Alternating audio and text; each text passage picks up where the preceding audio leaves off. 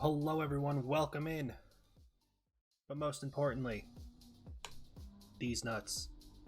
I did flip the camera specifically because I have this shirt on. But this is my new shirt. I hope you all like it. I'm quite proud of it. We'll get to how I acquired this shirt. It's a bit of a story. That was on Monday. Then I got the whole story of Tuesday as well. But I got a whole lot going on. We flipped the camera specifically for this shirt. I'm probably going to flip it back because I feel weird looking at myself, looking away from chat and not towards chat. Like, I got to turn my head this way when I talk, and that's just kind of weird because now I'm staring at the wall. I could look down to chat over here. That would work. Either way, welcome to story time. I hope we're all doing well. Well, I'm not really going to talk much about my day right now. We got some other days to catch up on first. Either way, shall we get into things? First and foremost, I will talk very briefly about right before stream. I know I'm a little late. I don't really care. I was watching anime and I was on the final episode of Solo Leveling, and I was like, I'm just going to watch the episode and then we'll stream afterwards. It doesn't matter if I'm a few minutes late. So here we are. I also had Qdoba to eat. So I don't know what it is about Qdoba, but it makes me really thirsty. So I got the backup water bottle ready to go today, even though I've already drank most of it. It's down to here, but whatever. Yeah, so let's catch up. Saturday. Streamed. Had our fun. Rated into Shawnee for his 1,000 follower celebration. After that ended, I had a bit of free time. And then the Japanese Grand Prix started at midnight for me. Watched the Japanese Grand Prix. And then went to bed. Because it was like 2:30 in the morning. The next morning, I woke up with a pretty good migraine. Not really sure why. I had 2 beers over the 2.5 hours that the Grand Prix took place. Roughly 2.5 hours. I don't know exactly how long it was. I wasn't paying that close attention to the time. I just knew it was late. And I knew I was supposed to have a busy day Sunday. That said, woke up with like horrible migraine. At first I was like, how am I hungover? And then I was like, no, this isn't a hangover. This is just a migraine, so I have to deal with this now. So most of Sunday up until about like 2 o'clock, I just laid in bed. I slept more. I just wasn't up to much. I was supposed to head towards Indianapolis to meet up with my mom and brother because they got a hotel for the night for the Eclipse on Monday. But because I was so slow to get moving, by the time I would have left to head towards Indianapolis, I would have been getting there at like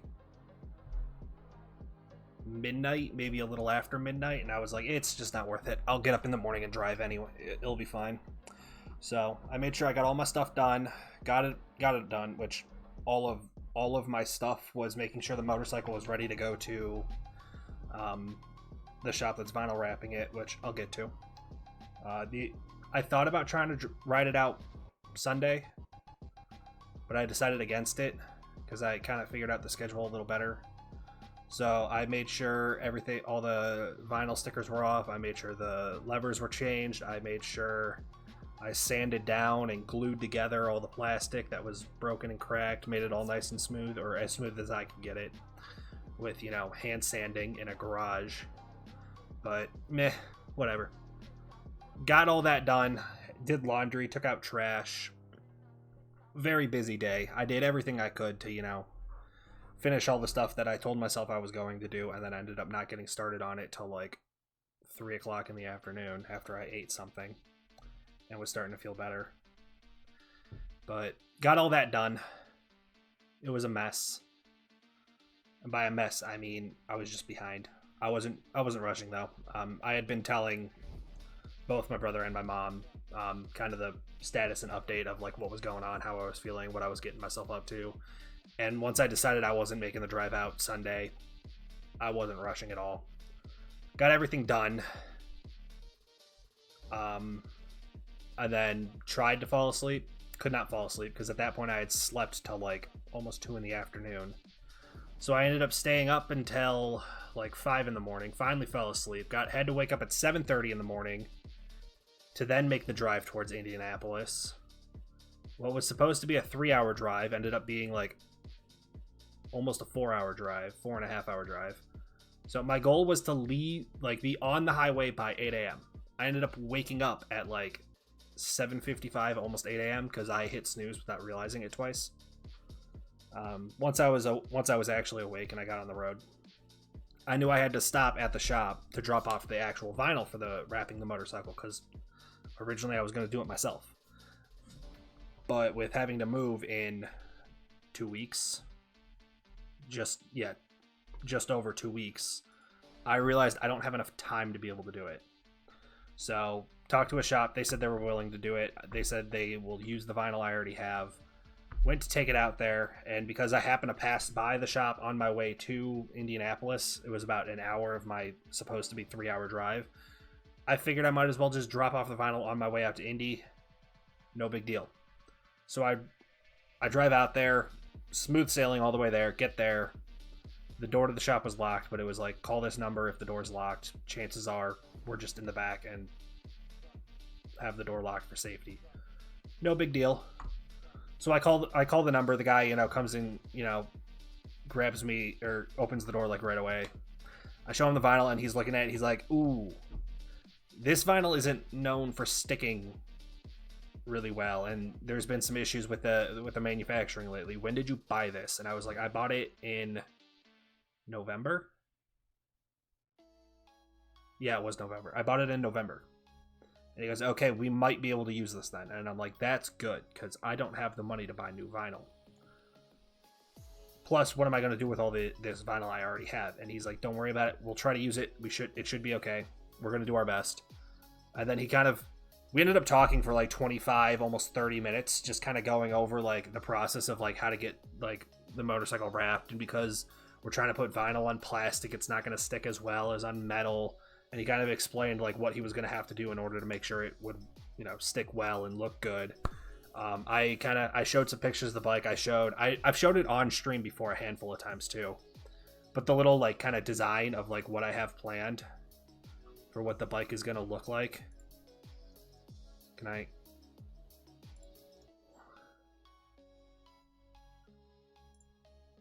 There it is. Screen share.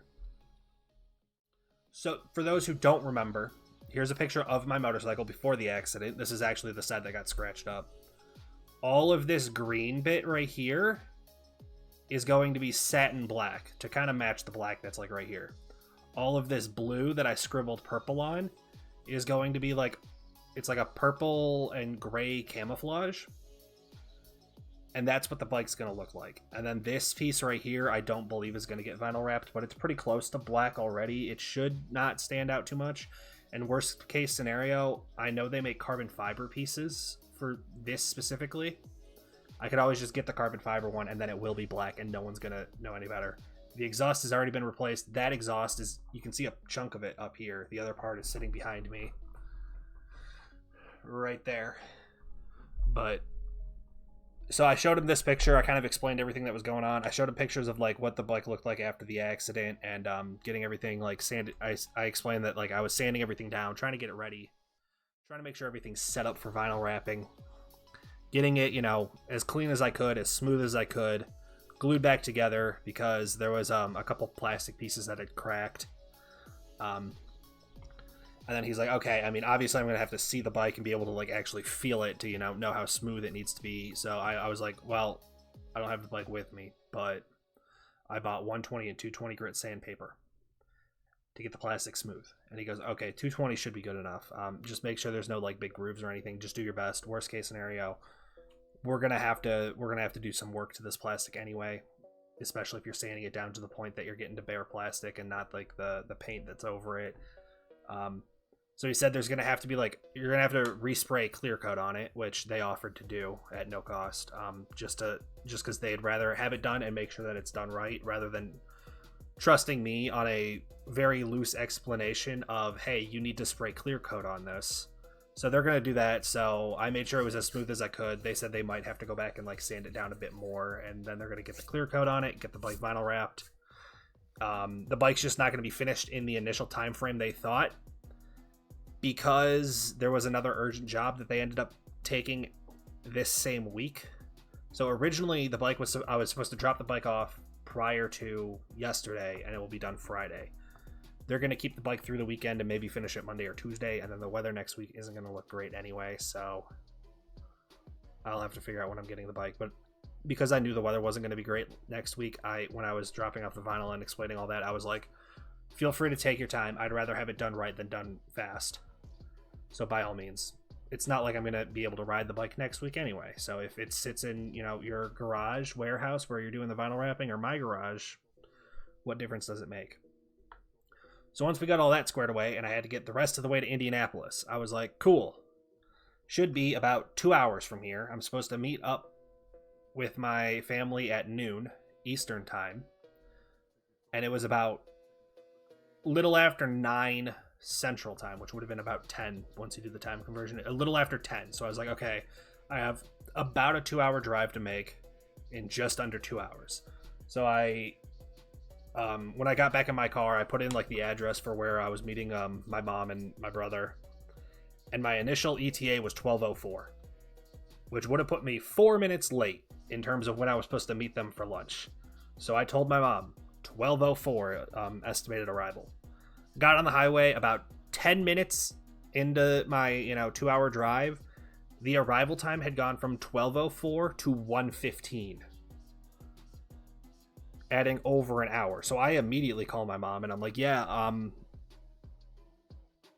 I don't think I'm gonna make it by noon.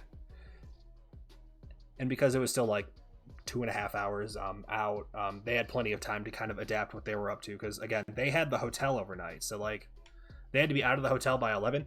They were just looking for stuff to do, and they weren't 100% sure what they were going to be doing. And then we just had the plan to meet at a restaurant for lunch at noon, which now won. But my mom was like, that's fine. We'll find stuff to do. We can walk around, a park or something. Don't worry about it. Just keep us up to date on when you're going to be making it to Indianapolis. And I was like, cool. Sounds good. I will keep you guys updated. Continued my drive. I texted them while I was sitting at the red light getting off the highway to say like, hey, I'm 15 minutes away. And right around the time I was saying, hey, I'm 15 minutes away, my mom had texted saying that they just ordered the food. So that it would be ready by the time I got there. Right around the time I got there. So then I get there, it was just like a pizza place. It is a local chain to the Indianapolis area. It's nothing special. It's called Hot Box Pizza. If you're from the area, you might know it. If not, you've probably never heard of it. It's not like really good pizza. It's not like this like fancy, like amazing pizza. It's just like a local pizza place. There's a couple locations, but whenever my family is in Indianapolis, we always go there. It's just something we do. So I meet them there. We eat. We're getting ready. We're trying to figure out where exactly do we go to watch this eclipse. Like, do we just walk back out to the parking lot and watch it in the parking lot of a strip mall, or like is there something local around? So my mom was kind of looking online and just kind of like perusing Apple Maps and noticed that there was a drag strip nearby. So we were like, sure, we're in Indianapolis, a city known for racing. Obviously this, Indianapolis super speedway, bit out of range for us to be able to get to because we're on the very outskirts of like the Indianapolis area. So we're like, you know what? There's this Lucas Oil Indianapolis Raceway Park. Let's just head over there. It's like not even 10 minutes down the road. So we head that way thinking, worst case scenario, we can take some pictures of like a sign from outside, watch the eclipse, have a good time, and then leave. So we go to like drive over there. We're doing this little convoy of 3 cars. And then we get to the parking lot where we go to turn in. And they're like, oh, you guys can't come in this gate. You have to go to like the front gate. And we're like, oh, okay. Could you quickly explain like how do we get to a front gate? So the guy gave like a quick explanation. We were on like one side. We had to go around and then in. So we go all the way around. As we're getting like to the like main parking lot, there's like people directing traffic and like telling us where to park. And we're like, oh, there's actually something going on here. So now we're concerned about, do we need to pay for parking? In which case, I don't carry cash on me. I've had $2 in my wallet for like a year and a half. I never use cash. I never carry cash on me. So I was like, I don't know how I'm going to pay for parking if they ask for money. Turns out it was a free event. So we park, we start walking over because we can see like there's like some food trucks and some other like stands and booths set up. So we're like, let's just head that direction. And we can see there's a bunch of people in like the grandstands, and we're like, oh, they must just be letting people like sit in the grandstands for this drag strip to be able to watch the eclipse, because there's like the grandstands and then the sun is like pretty much straight up. Or like, that would be cool. So we go over to the grandstands, and as we're like about to get into the grandstands, we hear over like the PA system, they're like, yeah, you know, welcome to this, you know, it was called like Race to the Eclipse. Like, welcome to, you know, Race to Eclipse. We're about, you know, 15-20 minutes away from the eclipse happening. We have these front engine drag cars that we're going to do a show run about 3 to 5 minutes before the totality of the eclipse happens. So we're about 20 minutes away from totality. So we're about 15 minutes away from this drag race happening. Make sure if you want to be able to see the drag race, you're in the stands. Once that happens, there'll be like 3 to 5 minutes, and then the totality will occur.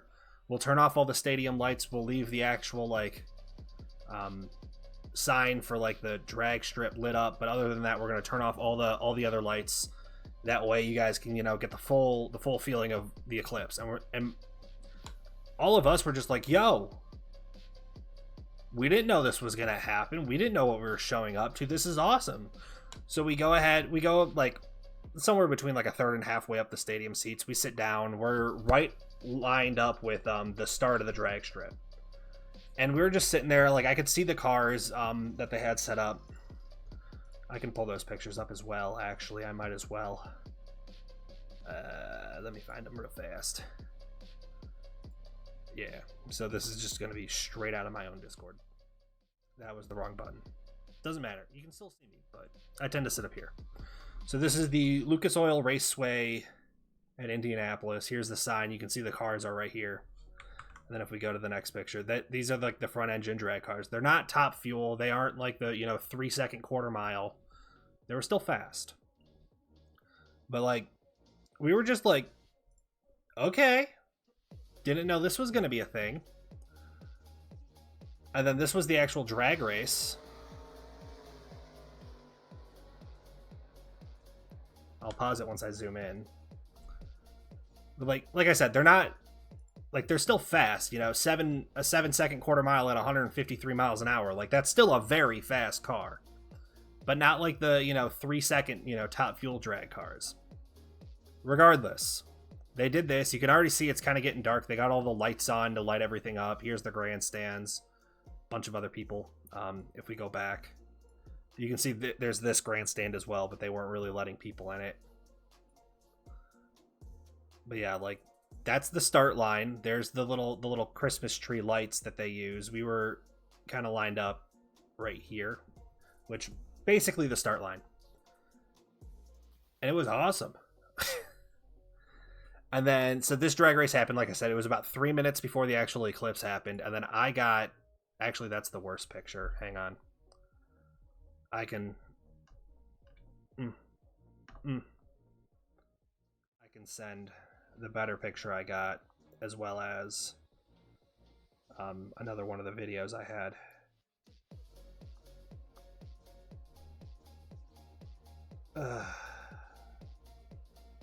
I'm just gonna send it in the same channel.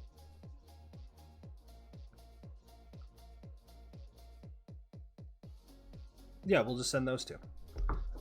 Okay, give it a second. One of those is like I said, is a video. Actually, that looks like the same picture. Okay, maybe it is the right picture, and Discord just compressed the hell out of it. Either way. So, like, here's the picture of, like, the actual eclipse happening. You can see, like, the atmosphere of the sun. But then, here's the video, where you can see, like, the totality. It's kind of overexposed a bit in the video. But yeah, you just pan down, and there's the sign.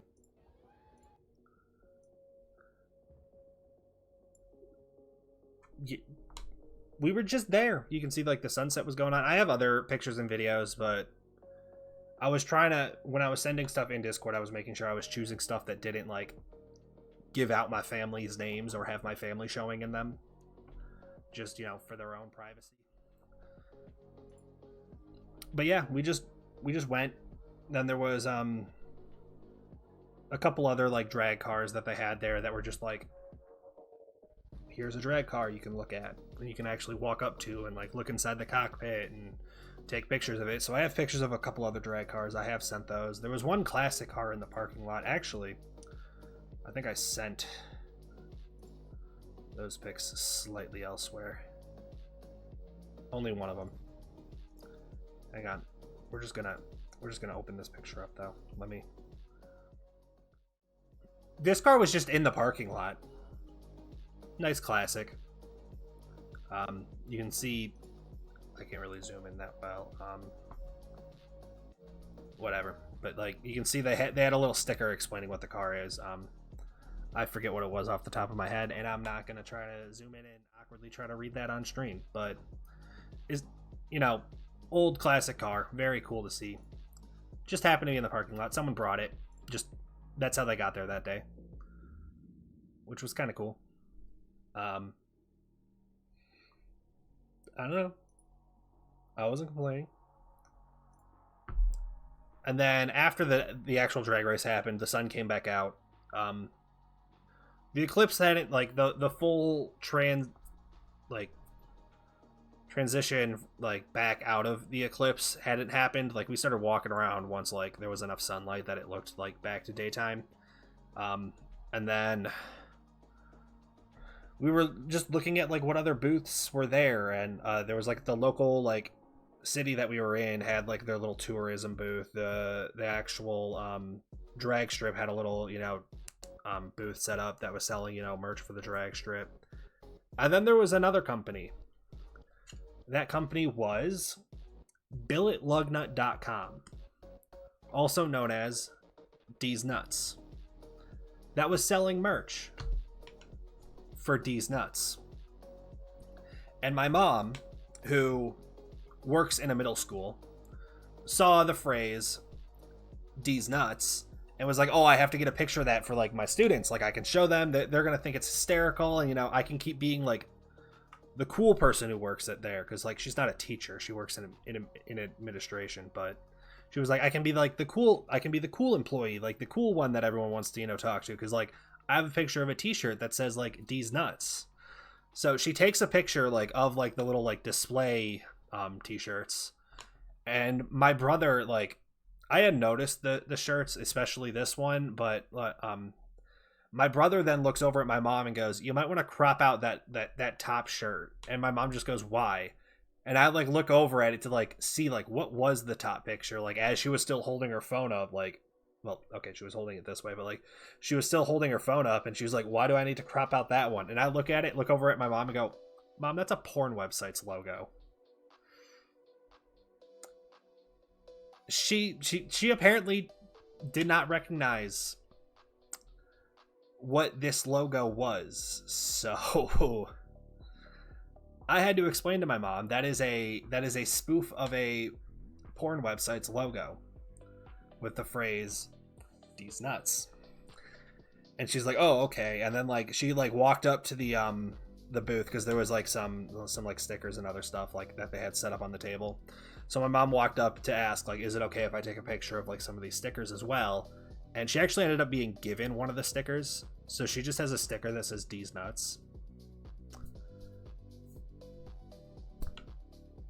But yeah, while we're standing there at the table, my mom's explaining, you know, I work with middle school students, you know, they're gonna think like this is hysterical, you know, is it okay if I just take a picture so I can show them?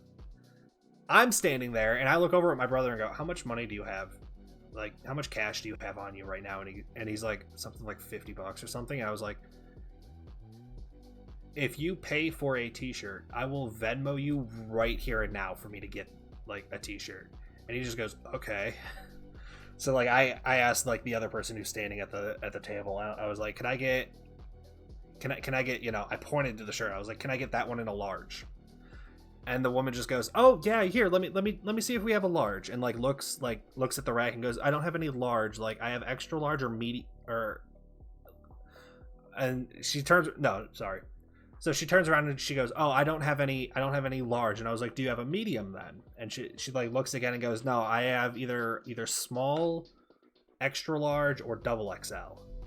And I was like, "Oh." And she's like, "Hang on, let me check in the truck real fast," because they have like a trailer with like that they store all their inventory in. She's like, "Let me check in the truck like real fast." So she like steps inside. You see her like kind of rifle through a couple bins. Looks like before she even steps back out of the trailer, she's already looking at me and like shaking her head. I was like, "Extra large is fine. This is gonna be a t-shirt I wear like on stream. It's gonna be funny. I can just hold it up and be like, hee hee." So I was like, extra large is fine. So they give me the extra large. It was $25 before my brother even had the $5 change back, because he handed them 30. Before he even had the $5 in change handed back to him, I had already Venmo'd him the $25 for the shirt. And then they gave me their business card as well, just so I don't forget. This is not a sponsored stream. That said, if I needed to buy billet lug nuts for drag racing, I would be using these nuts. And you should too. You hear me on that one? If you're in need of billet lug nuts, use these nuts. Again, not a sponsored stream. They just have some fire merch. Like, this was not the only one they had. Like, obviously they have, this website's, logo spoofed. They also had a website for those who really enjoy ceiling fans, but only one of them, like only ceiling fans. They had that logo.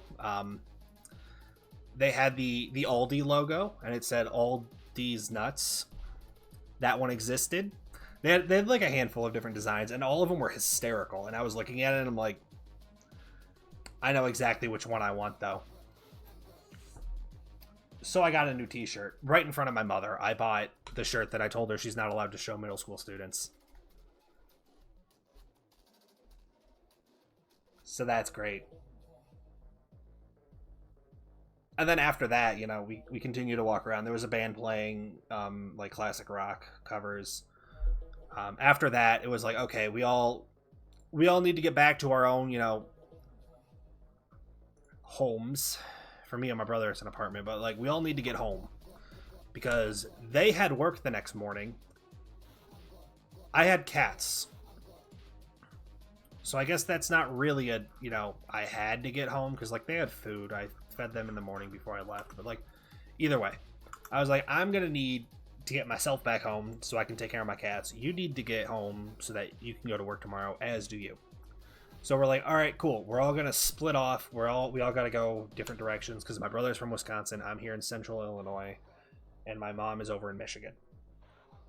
So we all like get our phones out. We're like, okay, how long is it gonna take for us to get home?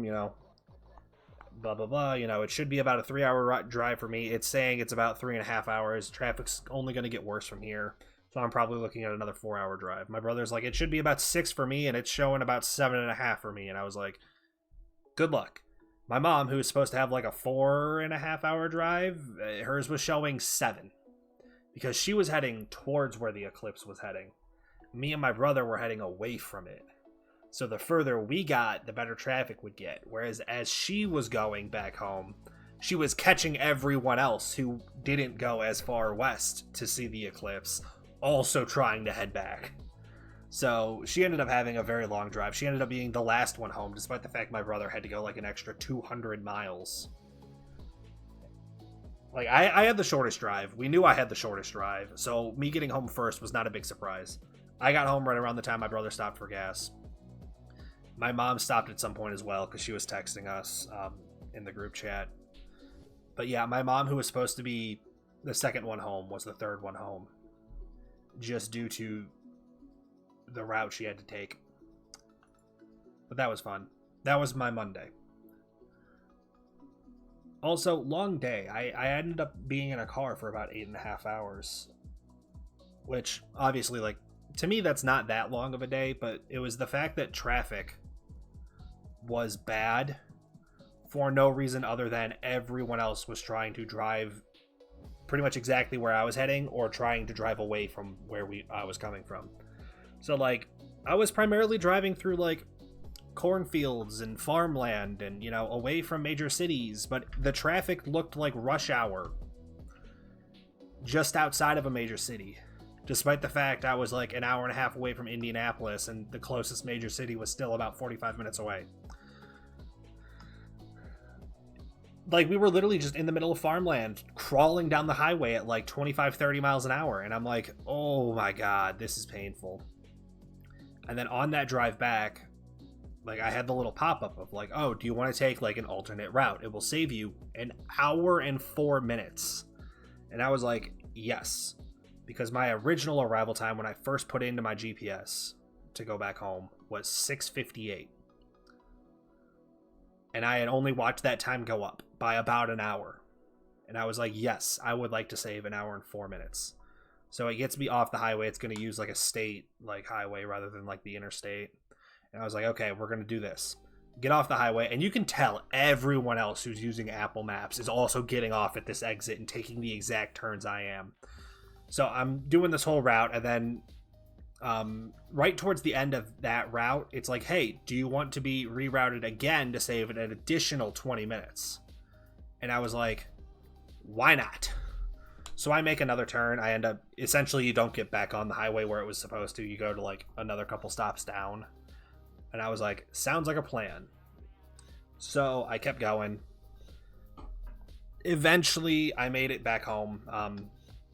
Bloomington was kind of where everyone who needed to head up towards like Wisconsin and Minneapolis, or not Minneapolis, Minnesota, which Minneapolis could be the correct destination, but regardless, those who had to head back like north, now that they had, you know, cleared Chicago and like Michigan, all hooked north, and the highways opened up again. It was much more like what I expected for like rush hour on a Monday in this general area. Made it the rest of the drive home.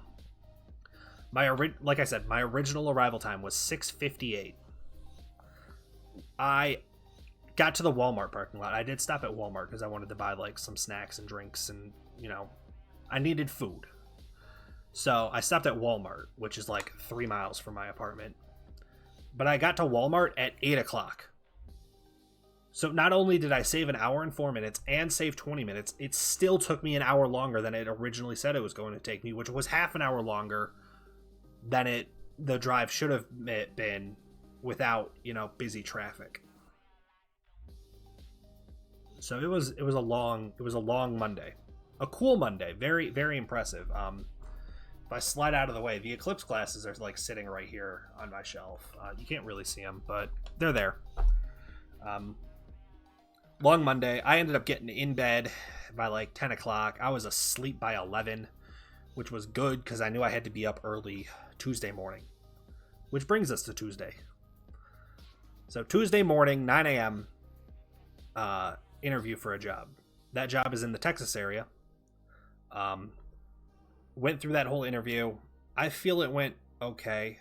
It could have gone better, but it definitely didn't go bad, if that makes sense. Like, I felt like they were decently excited and they seemed to like me as a person, and, you know, various things in my background caught their attention. The bunny girl anime keyboard was moved for the picture. You also noticed the Chainsaw Man poster got swapped out, but, you know, they were noticing various things of my background and we were able to talk about it. I also had my motorcycle sitting like right here. Or not my motorcycle helmet was sitting right here because it was charging off of this brick so that I'd have audio in my headset. So that was charging during the interview. You know, we talked about all that. They seemed to like me as a person, but they were a little disappointed that my experience was an internship and not a full-time employment, which, like, that should have been explained already. Not only because I already spoke to HR about it and we already established that was an internship, it says so on my resume, and the person from HR that I spoke to was familiar with Kettering University and said that she would make sure that that was, you know, clear as day. You know, that section of my resume where it lists work experience was internships.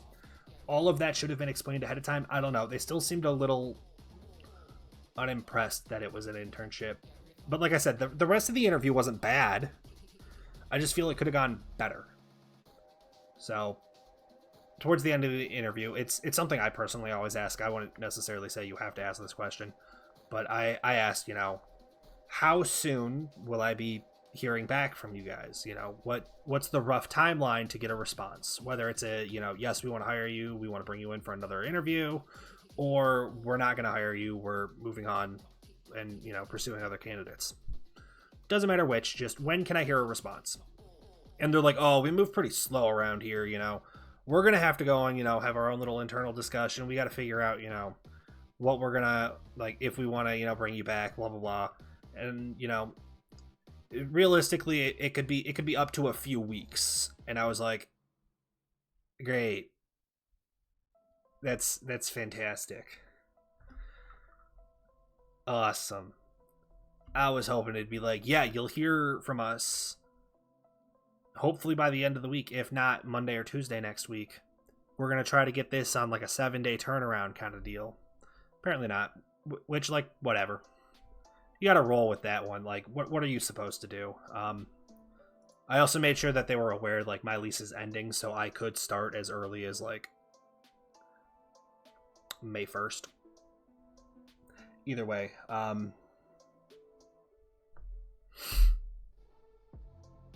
that interview happened. After that, I then had to get my motorcycle out to the vinyl wrap shop. So I finished the interview. I took like 20-30 minutes to just kind of like chill out, relax for a second, go to the bathroom. I had to change out of, button down shirt, jacket, tie, threw on a t-shirt, had like a fleece quarter zip, and then my leather jacket, got myself all dressed up to be able to do an hour-long motorcycle ride in like mid-50s weather. So like it wasn't that cold, but it also wasn't that warm either way.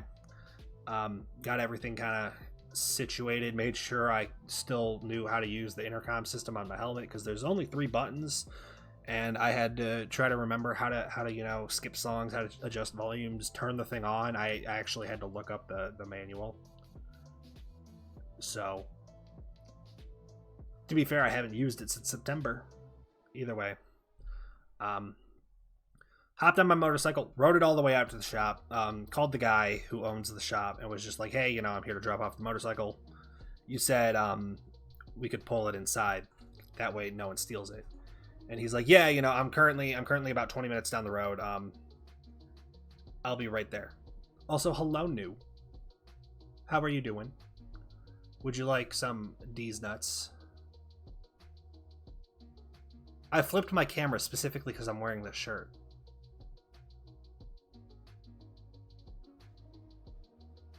You offering? I am offering you some D's nuts, billet 7075 lug nuts. If you happen to be in the need for drag racing lug nuts, you can have some of D's nuts. Not what I was hoping for. Yeah. Welcome. But am I a block of cheddar because I'm shredded? No, right now I'm very fat. I've been eating very unhealthily the past 2 weeks. I'm nice and round. I'm like a nice aged cheddar. Still a wheel. Fucking plays hard to get. What do you want me to do? It's not a sponsored stream, but like, BilletLugnuts.com has some fire merch. You can't tell me I'm wrong. Oh.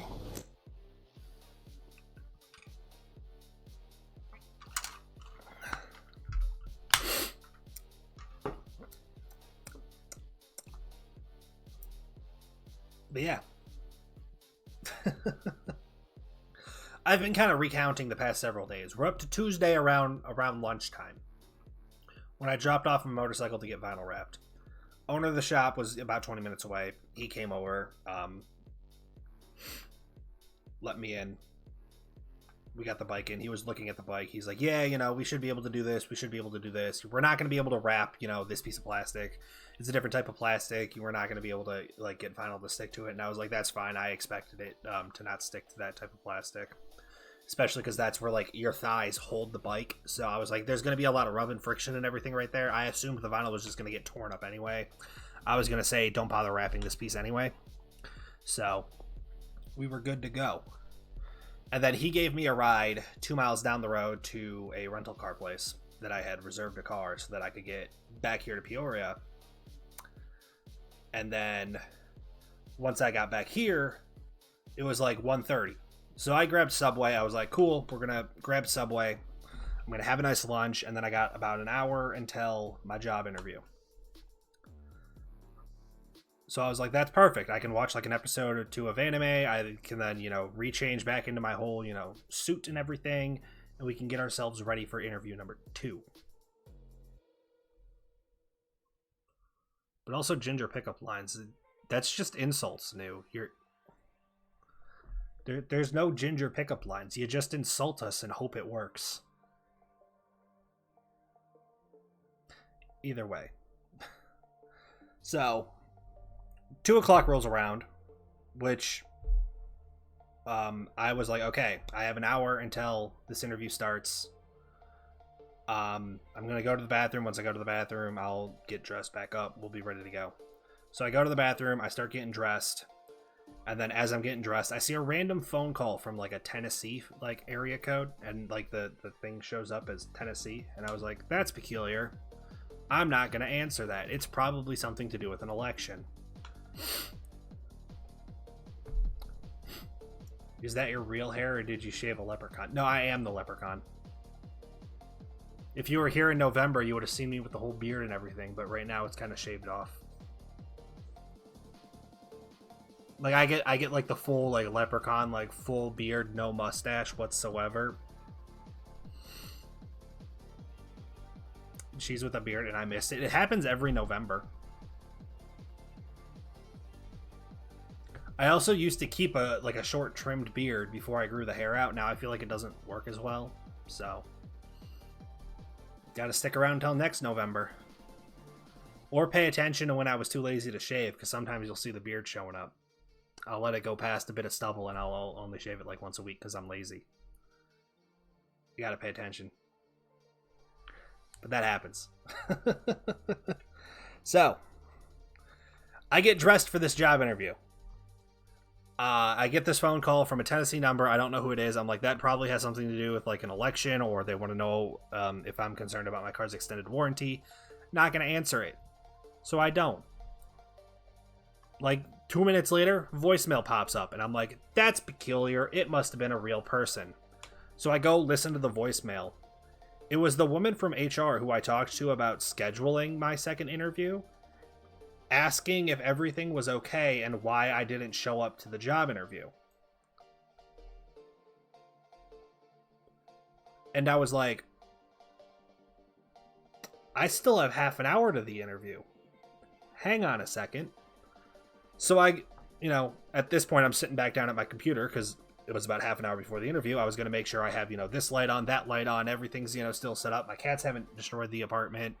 My mic is still working, webcam's still working, especially because this one was on a different website that they were using to, do the interview. So I wanted to make sure everything was working ahead of time. Notice, so, at this point I had already heard a voicemail being like, hey, where are you? So I called the number back like right away and I was like, I'm so sorry. I had a different time written down for this interview. When we talked last, you said the interview would be at 3. And she was like, yes. And I was like, did you mean 3 Eastern time or 3 Central time? Because she had a Tennessee number. So now I'm thinking, is she not in Central time? Turns out she's not in Central time. She is in Tennessee. That's hence the number. When she went to, when we spoke, back and forth to establish availability, and I said 3 o'clock works, she then forgot that because she was in Eastern time and not Central time, that there's a time conversion. So when she put the meeting, the interview as a meeting in their corporate calendar and invited, the hiring managers into it, she forgot to convert the time so that it was 3 p.m. Central. So she put it in as 3 p.m. Eastern, which then was 2 p.m. Central. So all of these hiring managers get into the meeting and are wondering where I am, and I'm now half an hour late to my job interview. And so I'm on the phone with her, like, both of us are like freaking out because I've now missed my interview. She's now realizing she messed up on my interview time. And there's some pissed off hiring managers at me who now she has to go and try to, you know, forgive him. It's my mistake, kind of. So she's like, we're gonna have to try and reschedule this interview. No promises they're even gonna want to do the interview still. But what's your availability for the next, like, the rest of this week? And I was like, I can do anytime during like regular business hours. If it's gonna be sometime next week, I'm pretty open. Just, you know, give me a heads up ahead of time. And I can, you know, approve the time. So, yeah, I actually did not do 2 interviews yesterday, like I said in my little message when I was saying, hey, my social battery is drained. I don't want to stream. I lied because I wanted to share this story. So, live with it. And if not, it sucks. The plot twists are insane. The whole series of like 2 days was insane. But yeah, so at this point, I have now missed my job interview. That I was convinced I was on pace to be like 10-15 minutes early for. Dropped off my motorcycle, had to talk to the guy who was doing the wrapping and, you know, plan out and confirm everything, go over the bike. Did another job interview in the morning, rented a car and drove it back here. Had Subway. That part wasn't insane, but it was someone I had to talk to. So now I'm like sitting there, I'm still like kind of like in like shock and like trying to figure out like, what do I do now? Like, this is out of my control. Like, I sent an email to the one hiring manager who, you know, emailed me being like, are you unable to join the Zoom call for some reason? And I just emailed back. I was like, I'm so sorry, you know, there's been a miscommunication. I, you know, had the incorrect time. You know, I'm still interested in the job. I would still like to interview for the job if you are willing to reschedule. Sent that email off. And then I'm just kind of like sitting.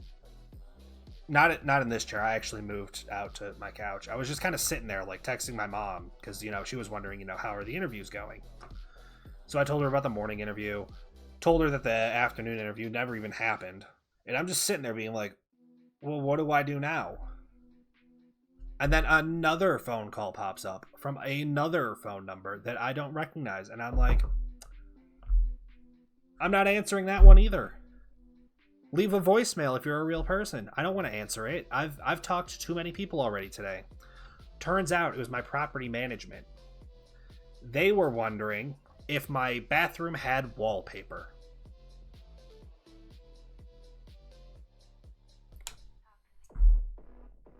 It was literally just a voicemail being like, hey, this is, you know, so-and-so from apartment complex. We had someone who was interested in, you know, renting your unit once you move out at the end of this month. They were just wondering, is there wallpaper in the bathroom? And I was like, how do you not know what your own apartments look like? Like, my only assumption is like some of the units are more renovated than other units, in which case you don't remember if mine is one of the renovated ones or not, but regardless. So I was like, she was like, you know, you can either call us or text us back, you know, you can use like the main phone number, or you can just use my cell phone, you know, here's the number. And I was just like, I'll just text your cell phone, like, that's easier. So I walk into my bathroom, take a picture of like right next to the shower, take a picture over the vanity, and then I actually went out to like my living room where there was more natural sunlight, held up a piece of paper so that you can see like this color is blue and not white. And I was like, there's no wallpaper. It, you know, matches the rest of the apartment. You know, there's no wallpaper anywhere. And she was like, awesome, cool. That's perfect. That's everything I needed. And I was like, epic. I have run out of social battery. I have given up on today. We are not doing anything social. We're not talking to another individual. We are literally just going to go sit in silence, and that's going to be my day. So I jumped in Discord, and I was like, "Yep, social battery has decided enough is enough, and that's all we're doing." Sorry, I'm getting distracted. But yeah, it was like, what do you do at that point? Like, I had talked to, my morning interview had 3 people in it. I then talked to the wrap shop guy, the rental car company guy, the 2 people at Subway who made my sandwich, 1 person on the phone about why I skipped an interview, even though I didn't realize I skipped the interview, 1 person over email about that exact situation, and 1 person that was wondering about whether or not my bathroom had wallpaper. Of those 10 people, 1 of them I had met prior, and I had only met him the day beforehand. So I essentially talked to 10 people I had never met before over the course of the day.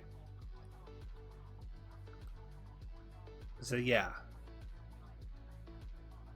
I was kind of tired. So we skipped the stream yesterday, and now we've spent an hour telling this story. And if you don't like the fact that I've spent an hour telling this story, fucking got him.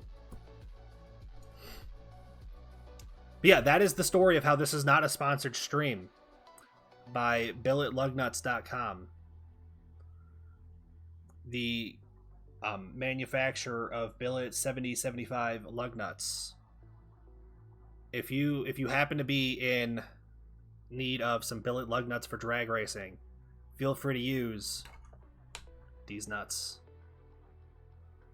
You sponsor how? I just think it's hysterical. Like, obviously this is like a little like manufacturing company. It's not like some huge like corporation that, you know, is making all this merch and everything. But like, come on, you got to admit the shirt's good. Like, what are you supposed to do? Also, I still need to mail this off so I can get the new one. That's on my task list for tomorrow. 2 words. Tickle tickle. You mean D's nuts. That's 2 words. Get on my level. But yeah, so far today, now that we've gotten through the past several days, so far today, I slept in a bit later than I wanted to, which, like, not a big deal. Who cares? And then I returned the rental car. And then I went and got Qdoba. And then I finished watching Solo Leveling that I started last night. And now the only thing left on my list of things I needed to do this week is get this in the mail, so that they can mail me the new one. I was planning on doing this today, but like I said, I overslept a little bit, so I will be doing it tomorrow. Also, I need to figure out how to print, because I don't own a printer, and they gave me a shipping label. So that's a thing. I might have to go to, like, Office Max, and pay like 10 cents. Either way, this is going in the mail. We're getting a new Wave 3. Hopefully that fixes the mic problems, and we'll be rocking and rolling and rocking.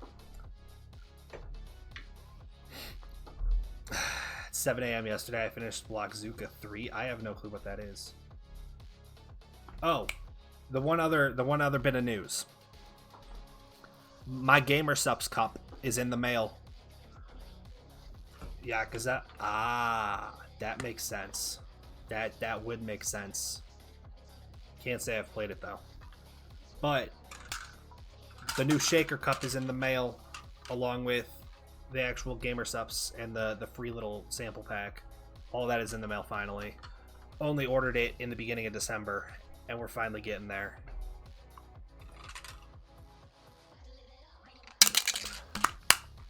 But yeah, because for already feels like a massive improvement. I know there's a handful of them. Does it go up to like 8? 7? I know there's a bunch of them. I've never watched any gameplay or played any of them. It's just kind of is what it is. Also, gambling, that's a thing, right? That's we still do gambling here, right? I just got my money. New, have you gambled yet? Have you gotten to see the fun of gambling in the Discord?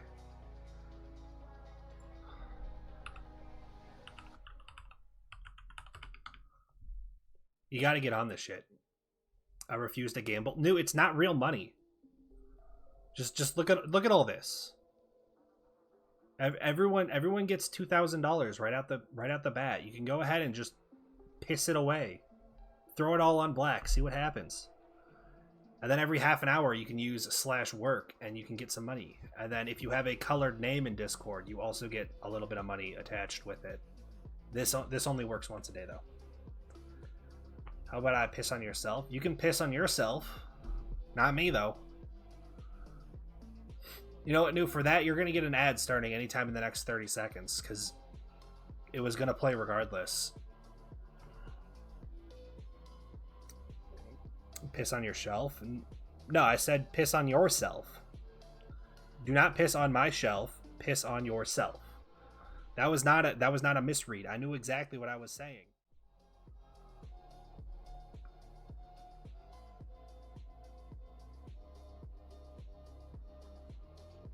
Yeah, you said like shelf, like a bookshelf. I said do not piss on my shelf, piss on yourself. Enjoy your ads. Anyway.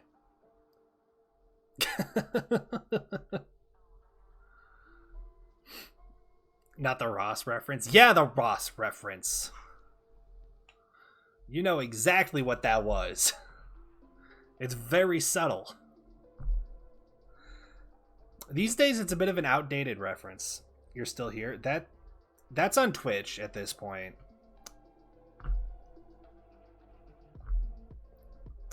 Fucking thought you were defeated, except you're subbed. You don't have a sub badge.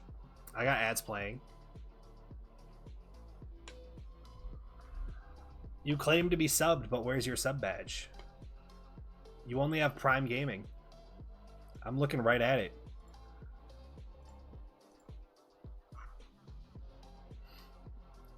Twitch glitches the badge a lot. I don't know, man. I want to say you used your Prime last time. I know I currently have 3 sub points. It once gave me a mod badge in Shawnee Stream, which makes no sense. I don't know.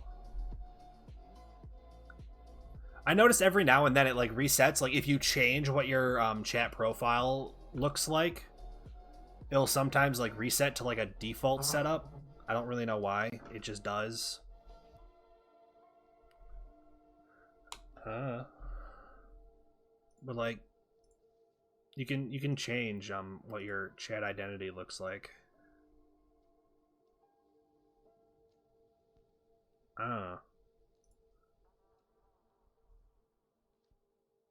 And now no badge.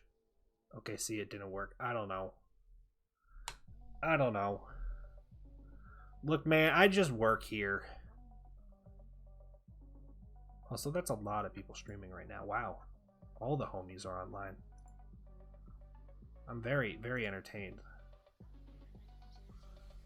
Anyway. Meow. See, it didn't work. Now you have the Cheer 100 badge.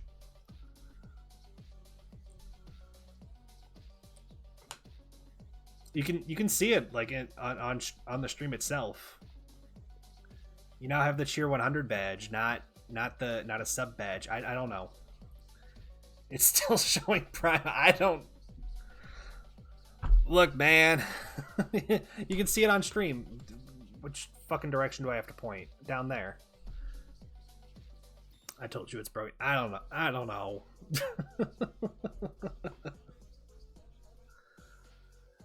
You just need to listen to me. Why bother? You're gonna yell at me regardless.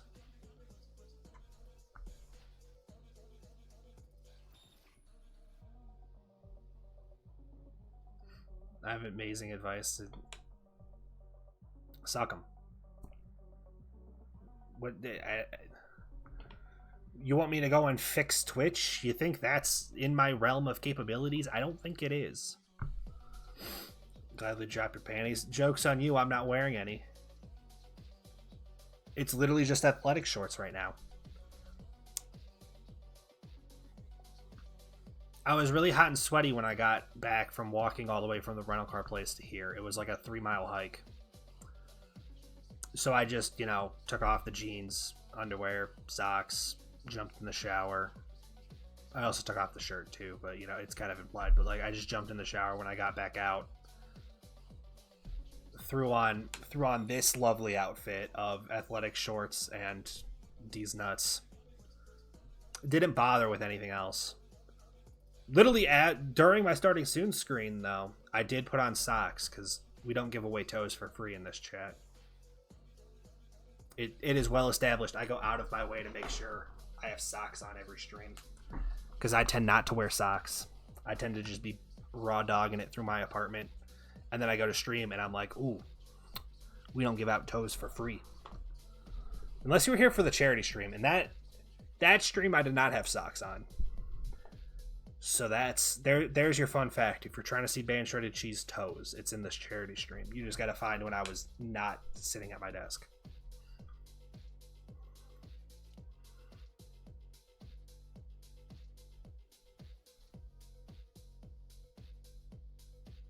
It's a thing. This convo took a turn. What did you expect? I'm not exactly known for not making unhinged comments. I just kind of talk and, you know, see where we end up. And sometimes no one knows where it's about to end up.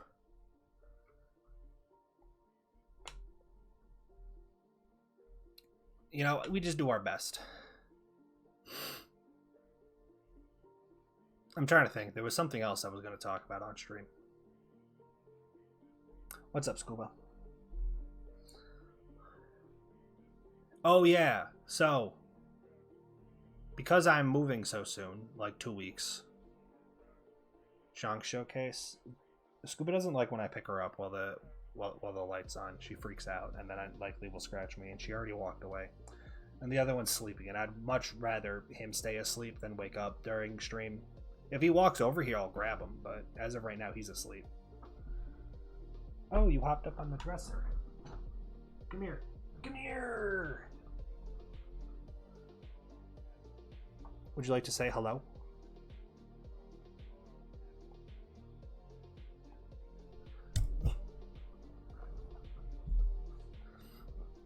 Chunk. Yeah. She doesn't like the light. I have figured out it is the light that they don't like. But like, if this light is off, especially because like I have a folding chair next to me, so I can literally just like, this is how I watch anime all day, all night. I just get my feet up, just kind of kick back.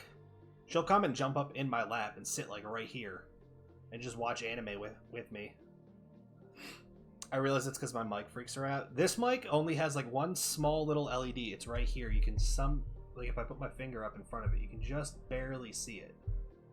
The other one has like, there's LEDs right here, but they're not super bright. But like I've been sitting like this. That light was off because I was, you know, not live streaming. And then I just had like this like mic just, you know, pulled out as far as it can, just like this, and I was just talking to people in VC. She hung out in my lap the entire time. And then I was like, hang on, I want to test something. So I reached over, you know, hit the button for the light, which right now it's not connected to the internet because I don't know why. It just disconnected randomly before stream. But I can still turn it on and off. I just have to manually hit the button on it. But yeah, no, leaned over, like hit the button to turn on the light. Within like a minute, she was like, nope, I'm done, and just walked away. So I don't know what's going on. All I do know is they don't like the light at all. Both of them. Like even when I hold Boulder, like typically I can just hold him like a baby and he just hangs out. except when the light's on. Then he doesn't like to, you know, stick around. Do you know the words to Baka Mitai? No.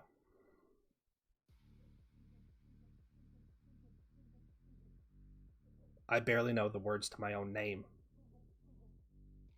Curses. What did you want me to do? Fucking acapella that shit here and now? If you're trying to make me karaoke songs that I don't know, you gotta wait until I put that up on the line. I don't have any big celebration streams officially planned or anything. Yeah, because band shredded cheese is fucking difficult to remember. There's a lot of letters, okay? It's hard to keep track. But yeah, in terms of like big streams and stuff, I don't have anything planned that would get that as an offer. I do have it on the list of things. It's in one of the pages of this here handy dandy notebook. For subathon goal ideas. I could make it so it's like gift five subs, and I'll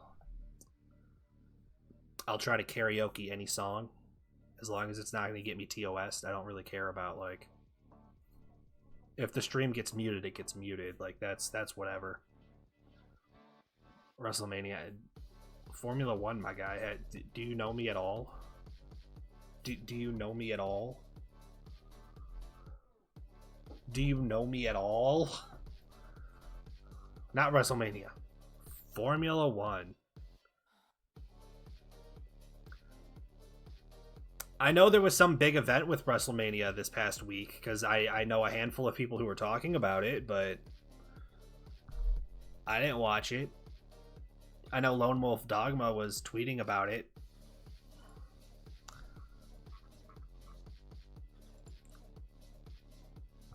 Like I said, I wasn't watching. What if we all got WWE 2K24? Oh, are we gonna fight each other? Is it Look at All That Juice who did the massive tournament where he would make other streamers in WWE, and then did like a massive tournament one day? I want to say that was Juice. We did a WWE skit, start like a storyline. We can trash talk Shawnee and everything. This sounds a lot like, I believe it was Look at All That Juice. I was not a part of it because I had only like just met him, and I don't think he knew I streamed at the time. But he went and he made a bunch of streamers, like VTubers, regular streamers. He did, yeah, Juice did a tournament. Yeah, that whole thing. I remember watching that, and it was hysterical. I know that was a thing. I think it'd be fun to do stuff like that.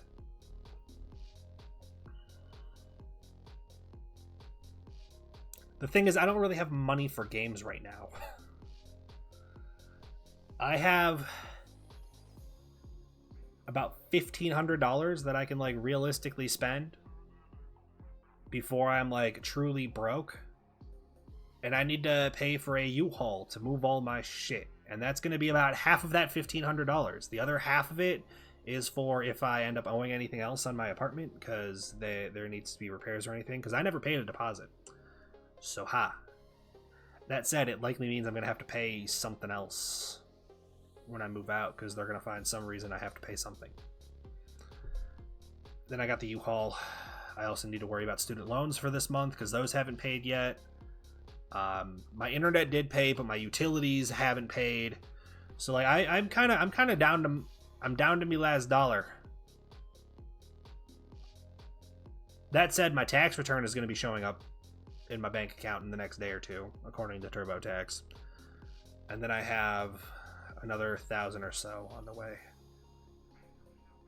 That said, if I'm moving back to my parents' house and then potentially having to move to Texas or somewhere else in the country, that's another U-Haul I have to rent. See, I'm kind of down. I'm down to me last dollar, which is why I'm entirely grateful that D's Nuts, BilletLugnuts.com, did not sponsor this stream today, but instead sold me a shirt for $25. Good Lord. I'm practicing for when I finally get that sponsorship opportunity. This is as bad as temp zoom-ins. Look, you know Shawnee wants the GamerSub sponsorship. I want the Displate sponsorship. We gotta practice. Have you not seen me do the not sponsored segments with the energy drinks where I just absolutely like gorilla grip the can? I do those every now and then. Did I mention I got a CD Keys membership when I streamed? No. I did not know that. They were like, here you go. Yeah, I know a few people who have it. I didn't know you had it. Oh. Sorry, sponsorship. Yeah, I kind of figured that's what you meant. I've had a few, like, companies and stuff reach out to me. Most of it's, like, the Stream Elements, like, sponsorship stuff. But, like, I don't want to do those. Because, one, they're completely unrelated to the content I make. Two, everyone's going to know exactly where those sponsorships are coming from. And three, you only make money on those if your chat and your viewers go and spend money on those websites or on those games. And not my thing. That's why I like doing the, granted, this code's expired. But whenever I buy a Displate, I throw these 30% off codes. Because whenever you buy a Displate, they give you a code that's good for 30 days. Again, this one's expired, so I'm just going to cover it up. But, you know, you get the 30% discount every time you order. I tend not to order every 30 days. So I just throw these in my Discord. CD Keys was the same. Yeah. But, like, I just throw these in my Discord. If you want 30% off, like, no, I get nothing from it other than I can, you know, flex to display it over time. You know, I've gotten, you know, 7, 8, 9 people that have bought Displates off of me giving away the 30% codes because I wasn't about to use them. That said, this Displate was off of Throne. So I didn't buy that one at all. It did come with the discount code. That was this one, which, again, like I said, it's already expired. I don't know if anyone ended up using it. I actually might be getting a new Displate here real soon. You submitted to Throne Pressure. Yeah, and then you tried to make fun of me for putting my student loans on there. I'll have you know I update that monthly, what the total is for my student loans. So if you're trying to figure out how much I still owe, you can track it. That was brave. My mentality was just put it up there and it'll be like kind of funny, just like, oh, haha, you know, that's a lot. If I did have a Throne, I'd probably ask for that too. Yeah, like I put it like a couple things in there that are like, I could really use this, but I don't have the money to spend on it, or I just like can't justify me buying it myself right now. Other stuff was just kind of like the Displates. I have an ever-growing collection. I'm going to buy more Displates eventually, but I put a couple up there that are like, if someone else wants to, you know, get a Displate, they can. And then I put other stuff in there that's just like very expensive or more expensive, and I can just be like, if you really feel like throwing your money away, you can throw it away on me. Figured I'd give you that option. I get a lot of shit from my viewers at the time about not having a Throne. Yep. I kept saying send me pizza pics and I'll be happy, but no one believes me. Look, my mentality was have it. If no one ever gifts anything, no big deal. Same thing for like everyone always has like the donate or tip like little panel below. Never mentions that they have it. It's one of those things where it's like I'm just gonna put it there, and if anyone feels like taking that initiative to, you know, bother clicking on it and doing anything with it, by all means. If no one does, I'm not gonna be upset about it. I'm the exact same way for the Throne, the, you know, tip, donate, banner, widget, whatever the fuck you want to call them. Same thing for subscribing, followers. I don't really care about any of that, but it's there as an option. you're welcome to do any of those things if you feel like it, and it'll just be a good old time. Because it, like, for the longest time, I was like, I don't want to accept any of that stuff, but I was like, well, it doesn't really matter if I want to or not. People are going to find a way to do so. Like, I've had people gift me games on Steam because I refused to let them, because for a while I refused to have a throne. They're like, I'm just going to gift you this game on Steam then. And I was like, don't do that either. And they're like, too bad, I already did. And I was like, all right, well, at this point I'm going to have to click accept or they're just going to keep doing it. So I kind of learned, like, give everyone the option to enjoy your content and try to show appreciation of your content, regardless of if they're actually going to.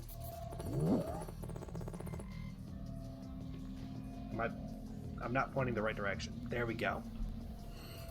I forgot, because the camera's flipped. I tried pointing this way.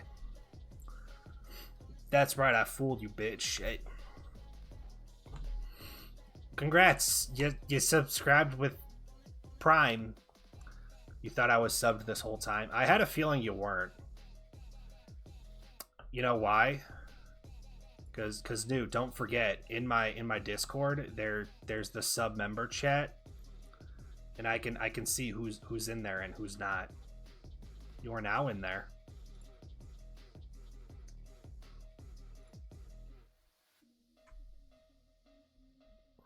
You also hadn't been using any of my emotes this stream, so that kind of gives it away as well, because you tend to. But now you can throw some ass.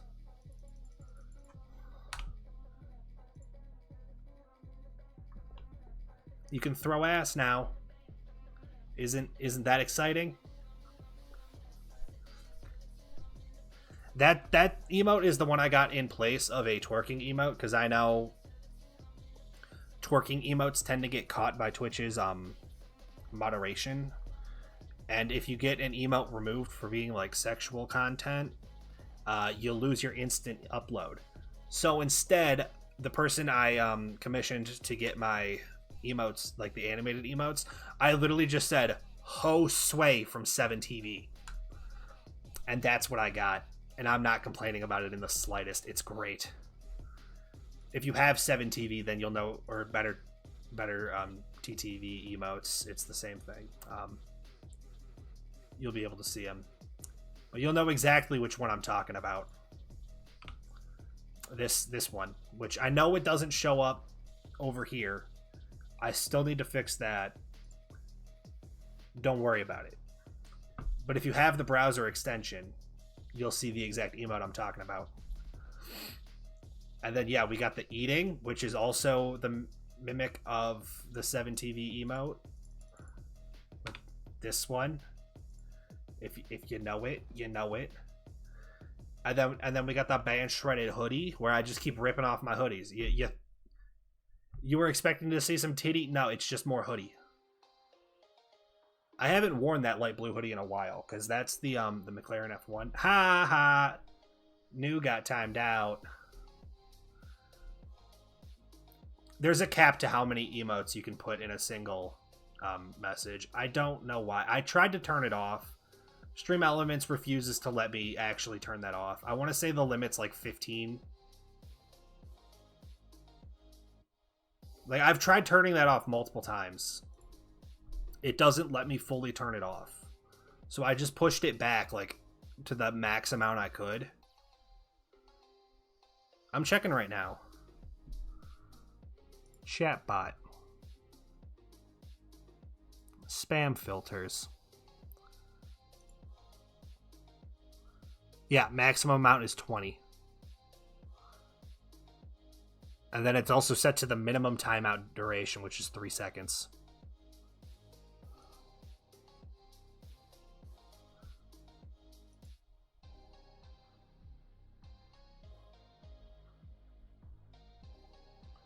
By the way, who is here? Don't let any of this distract you from the fact the category is in fact Helldivers 2. Yeah, exactly. We're going to get there eventually. I thought about potentially changing the category to just chatting and then switching it to Helldivers once I actually went to Helldivers. But like, I've spent 3 hours chatting in other game categories before, and then ended up never actually playing the game, and never got in trouble for it. So I'm not concerned. Plus, I also do plan to eventually make it to Helldivers here. If I open up the Helldivers war status page, does that now get me out of the way? Are we now good now? Is this all Gucci now?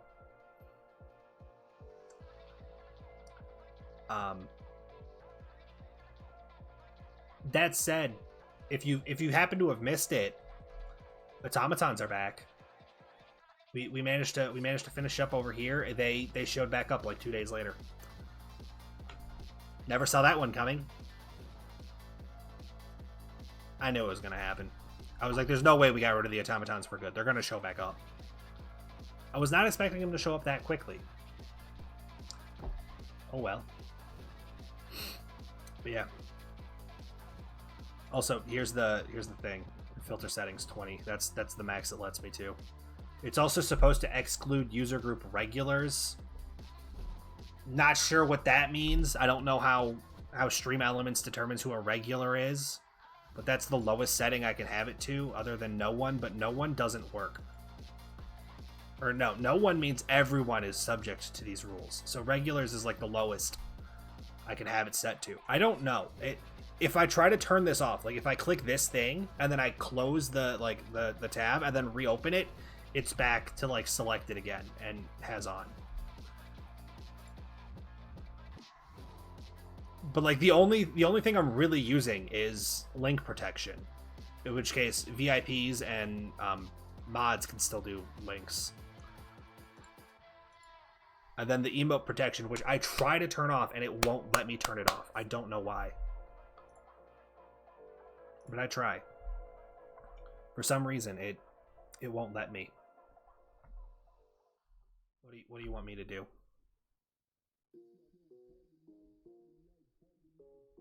Either way. If we do want to get into some Helldivers, now that we're like an hour and a half into stream, and I also was not planning on this being a super long stream, but if we do want to get into some Helldivers, I will probably go to the bathroom and then we can get into Helldivers. Be like Shin-Chan, I don't know who that is. I am unaware. But also, why ban titty when you could instead say Opie in chat? And that's a 7TV emote. If you have the extension, you'll know what you're looking at.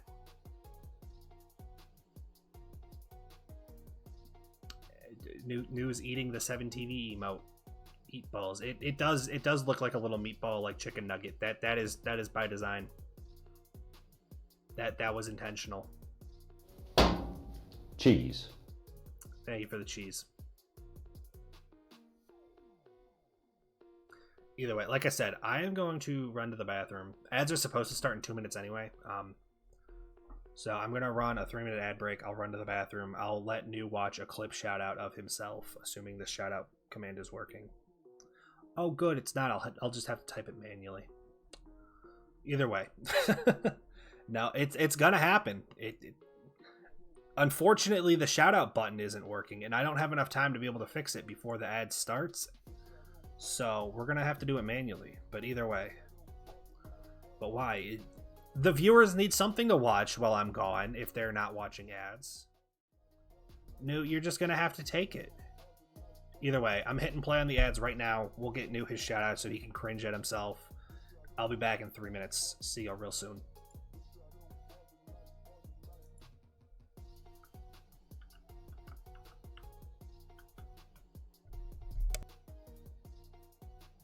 I'm quickly gonna change my pants.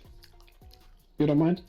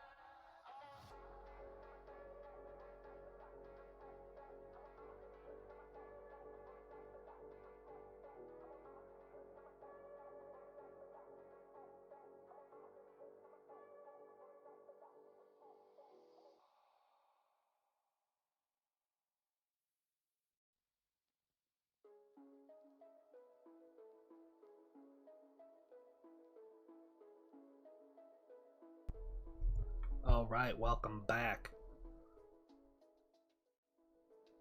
We still here. But new, I did sit through your entire like 30 seconds of you crunching away at your vegetables. I enjoyed it very much. It was beautiful.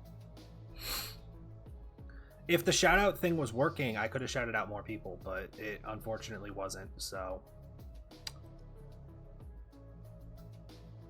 unfortunately, you just had to kind of had to take it. You got to listen to some Drift Funk as well, if you weren't watching ads, and I don't know, it was probably a good enough time. I should have filled my other water bottle, because now I'm only down to this one. Eat Shawnee's ass, dude.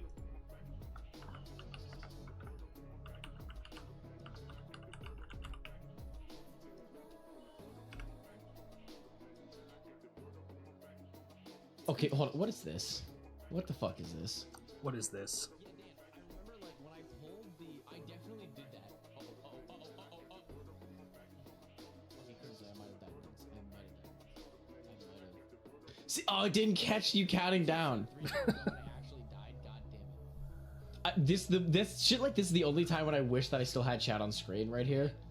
I do wish I had chat on screen at that point for specific moments like that. I don't lust for this. I was fully expecting that to be the foot fetish clip. That seems to be the favorite of the shout out tool.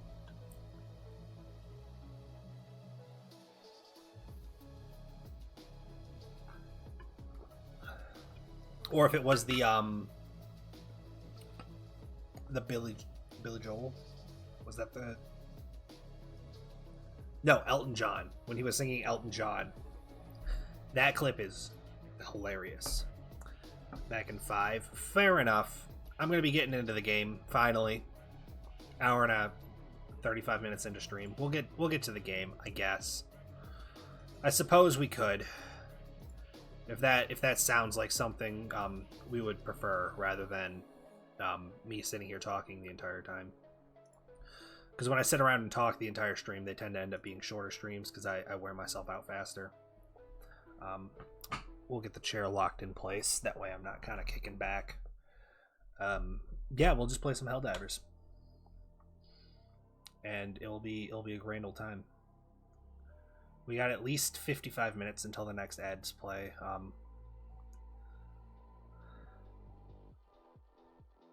I don't know how long I feel like streaming today. Like I said, I kind of planned on it being a shorter stream. I'm not gonna do my like 4 to 5 hour streams. But as we move towards me moving, the stream schedule is gonna get very jacked up. Between now and when I move, there isn't anything specific that will get in the way of streams, but there's always a chance that streams could get messed up. Either way, I did take a few days off from this game just to prevent the burnout. Apparently, a major order was completed in the meantime. The current major order, I don't think we're gonna get done, but that's fine. How many medals do I have? 154, and they still haven't added the new war bond. I need to make sure I don't go over the max.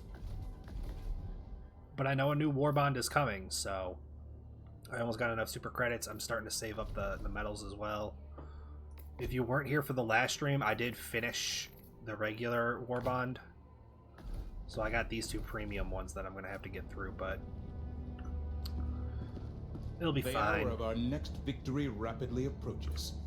Let us cleanse the galaxy of alien scum. Okay. Out. The enemy is attempting to seize one of our planets. We must join the defense. This is the one that's currently being done. Also, what's the daily mission? Kill 2 tanks. Okay, yeah, we definitely got to go here then. I suppose we'll just quick play. It'll be fine. Initiating. Allied destroyer has joined squadron. We're going to Vernon Wells. We gotta kill 2 tanks.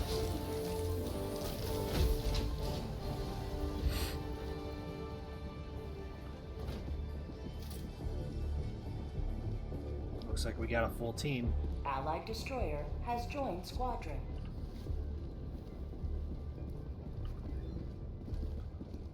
Let's rock and roll. Helldivers to Hellpods. Repeat. Helldivers to Hellpods. I have no clue what he just said.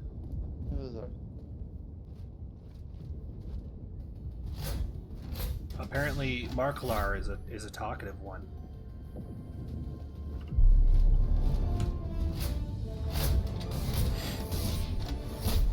Yeah, it looks like we're getting going right away.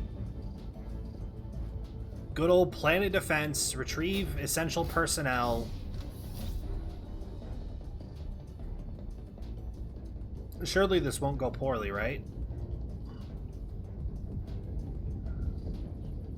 Also, it'd be hysterical if we drop like kind of the up here on the map.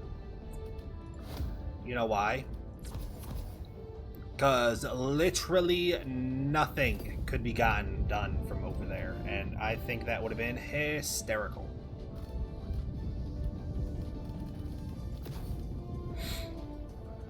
Alright, let's get that open.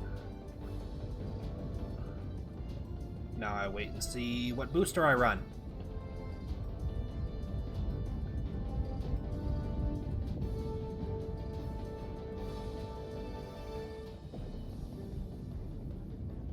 Also, identical setup.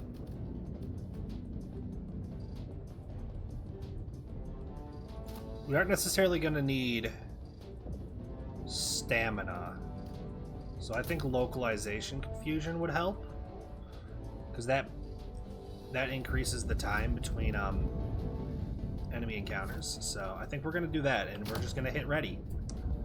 We got the Hellpod optimization, we got the level 11 who's not running any booster, and we got Vitality. I don't think the Marklar is going to have a different booster unless they've unlocked one of them. Like, the 3 they can realistically get to are the 3 we're already running, so... Oh, nope, now we got the stamina. And we got... Okay, there it is. Hellpod launch initiated.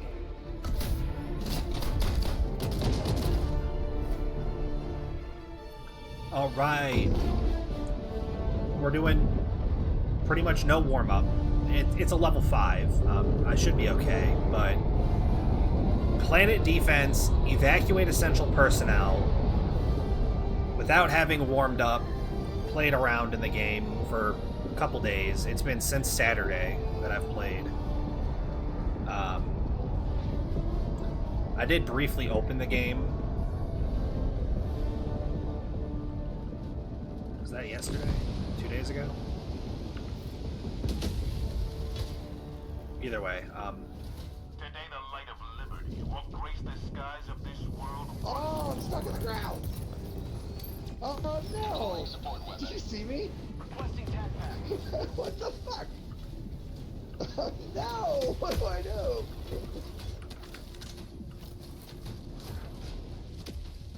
talkative one.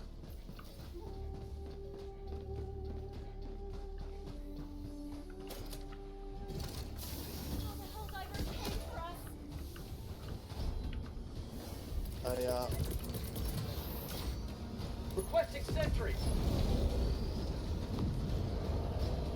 Yeah, I figured that out. I'm pleased with that. You guys getting on the other buttons, I assume?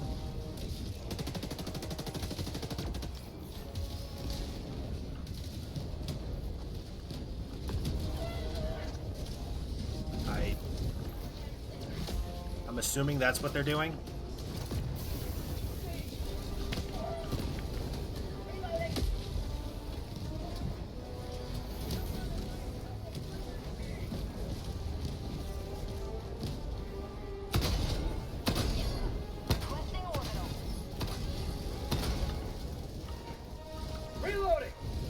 I'm just kind of taking it easy, you know. No need to push too hard.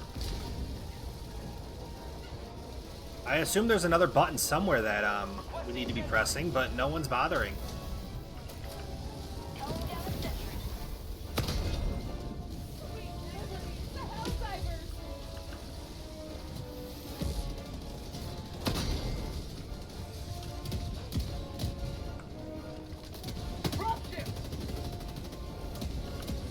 Either way, I'm just getting my shit done, you know?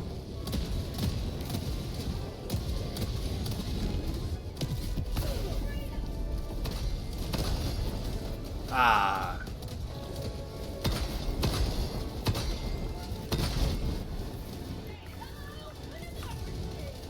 That's potentially a problem over there.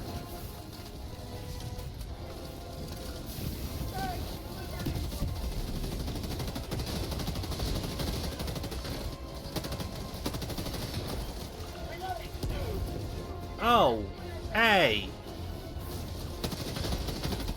That wasn't nice.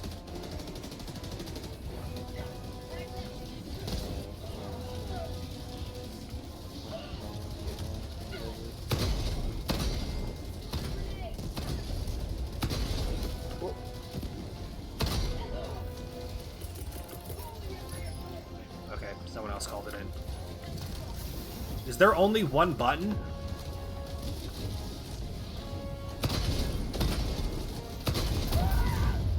Oh, damn.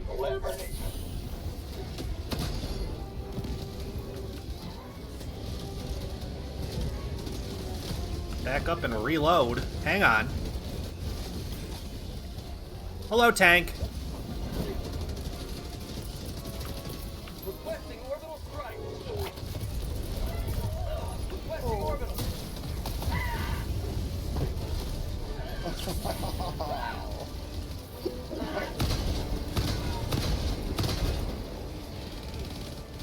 Okay. Calling down a sentry. We're getting it.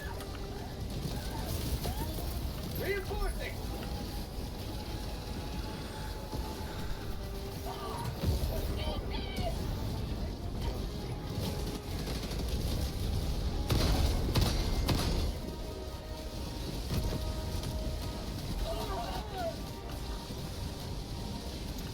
I don't know whose eats those are, but I'm not grabbing them. Oh god, there's a laser from the sky.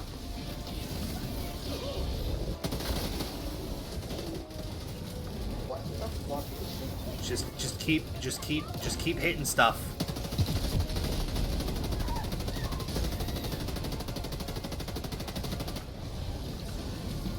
Fuck, I don't think that should have affected me, but you know, whatever. I need danger days. This can be that. I don't want to do this.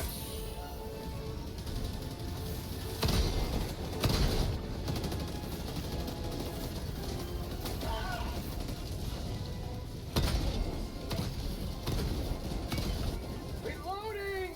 Okay.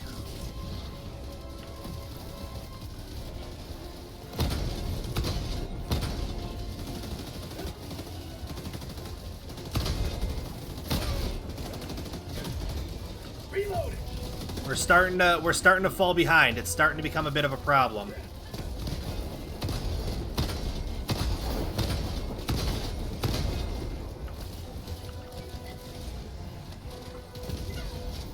We just gotta keep hitting the button, though. That's the thing. Just keep hitting the button.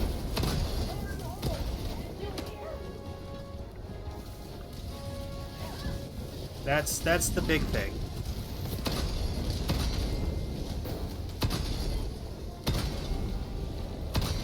Calling down a sentry.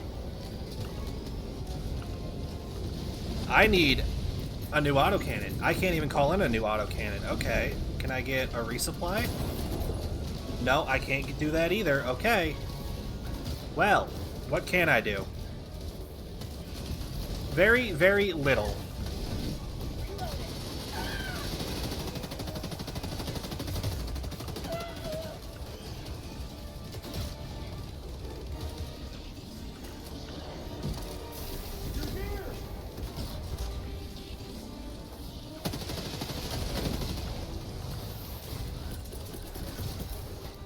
Requesting sentry.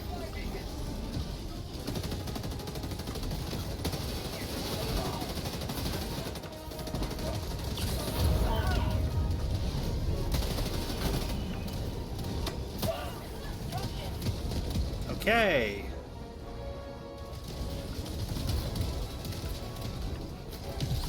We're good. We're good. We coolin'. We coolin'.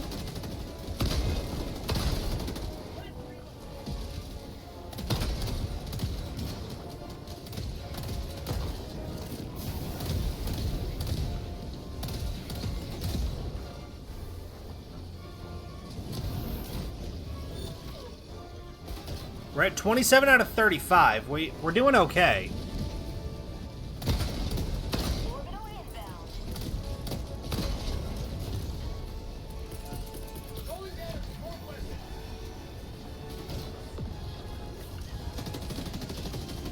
I'm just holding a rail cannon strike awkwardly.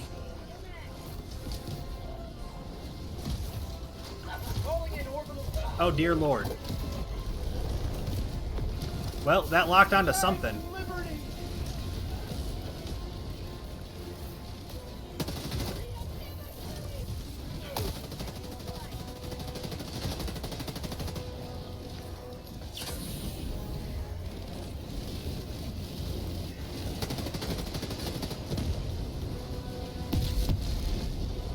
Okay, okay. We're at 32. Come on. Come on.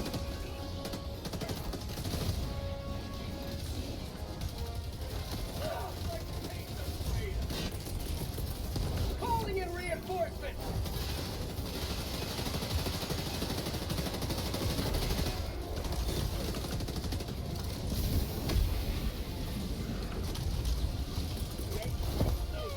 Oh, come on. Come on. Come on. Orbital inbound.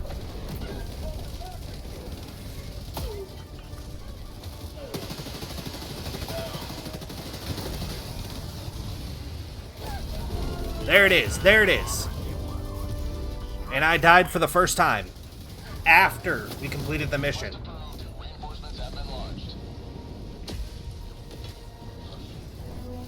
Joining the fray. Reinforcing.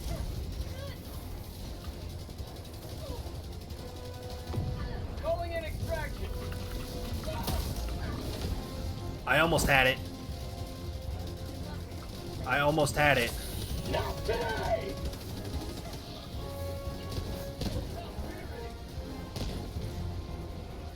The problem is now I gotta fight my way back up there.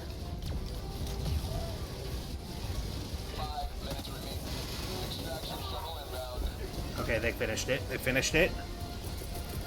Calling in reinforcements. Call in a homie.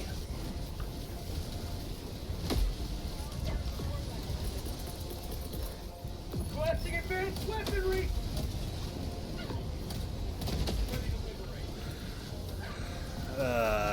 Okay, let's... Requesting sentry. Calling down a sentry. That...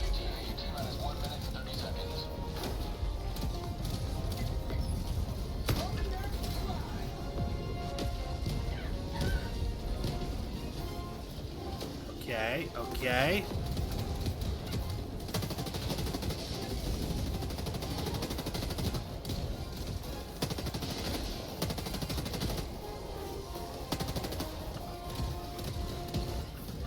Give me a second, give me a second.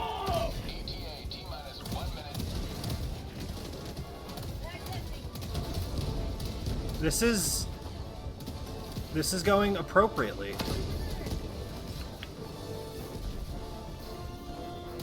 You will never destroy our way of life.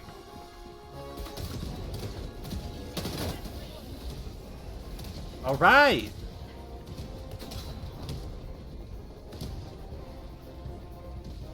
I'm actually surprised with how smoothly this went.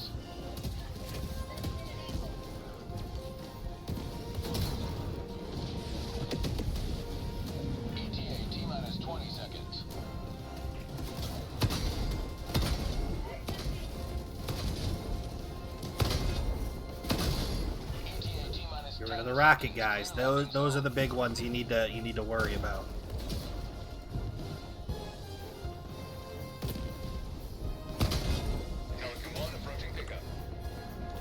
Luckily, they're kind of EMS'd right now, so I don't have to worry about it. That said, it will eventually wear off. Get some! Get some! Okay. Ladies and gentlemen, we are out of here. We did it. Planet Defense evac scientists. First mission of the day. Got her done. Democracy prevails once more. Granted, it was only a difficulty 5. That said, we did it.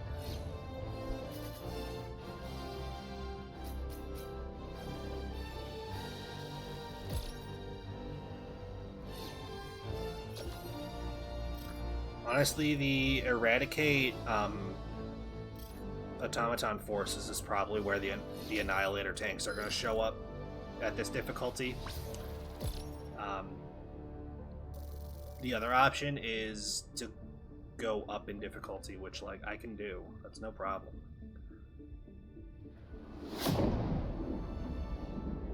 I just kind of find the sweet spot is like 5-6 difficulty. I can do 7, but only when I need super samples do I bother going up to that. So, because there was a good number of Hulks. Either way. Freedom wins again.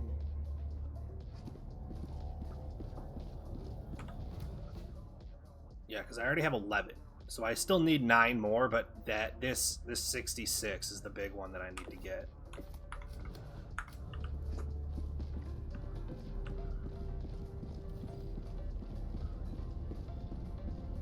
Mission coordinates locked. We're going to the Hellpods nuke. prime. Engaging orbital thrusters.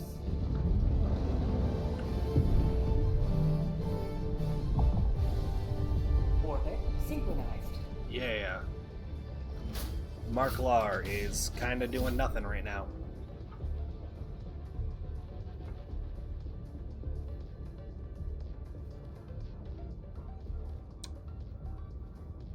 And Ra Abraham 94 looks like he's waiting for Mark Lar to move. Meanwhile, Oka Peakid is already in a Hellpod. There's Mark Lar. Let's go. Democracy calls, ladies and gentlemen.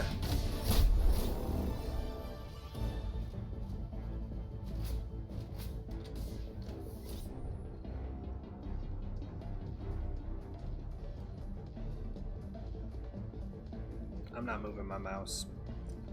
But yeah, this is kind of an inconvenient map.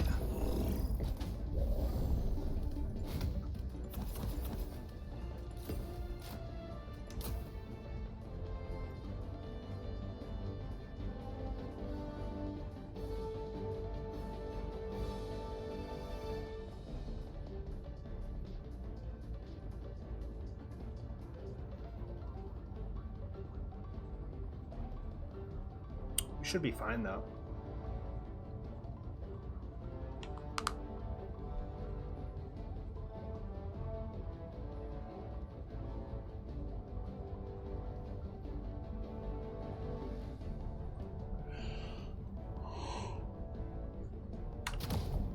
I'm gonna ready up. We should be okay. I can't possibly see this going badly.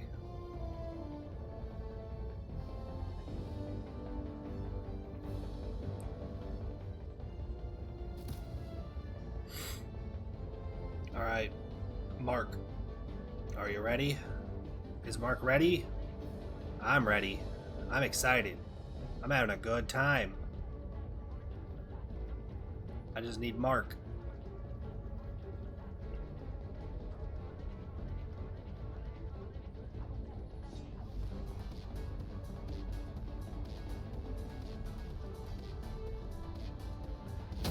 There it is. Initiated. All right.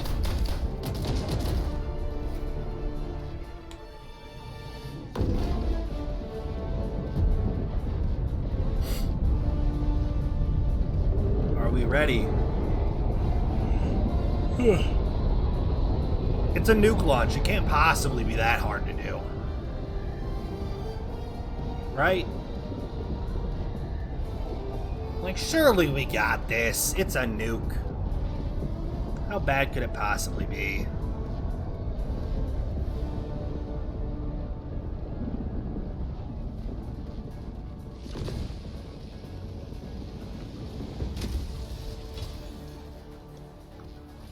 Go now and shoot you fall. Remember this.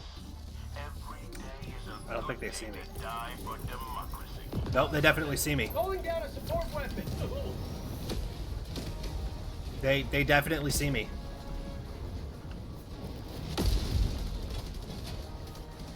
Now how the hell am I supposed to get that?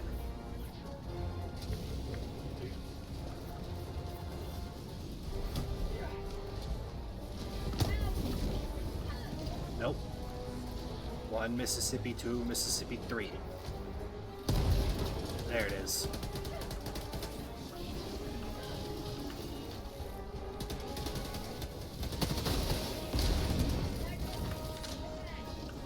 Took a few grenades, but, you know. Bomb fabricator. East. 100 meters.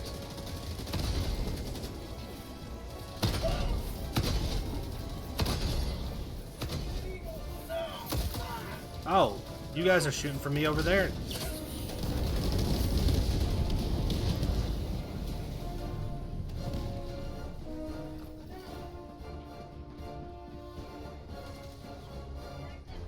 I'm going after that. The flying bots.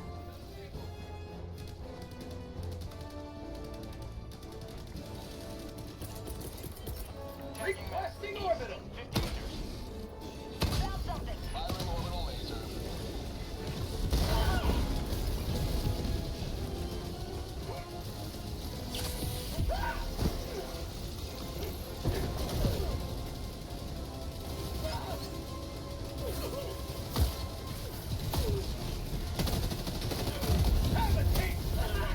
Oh, come on!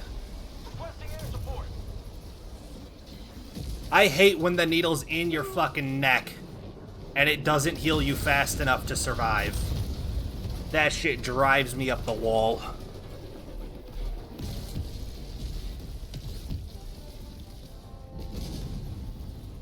Can I... It looks like he's trying to reinforce me. Okay, yep. He did. He did. He kind of threw me in the middle of it, but, you know... Request approved. Reinforcements on the way. Howdy!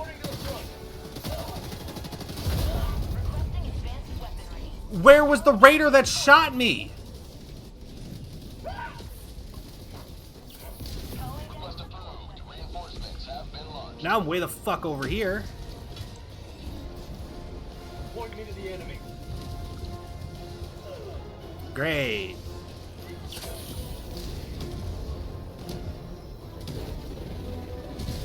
Sub-objective in your vicinity. Rare sample acquired.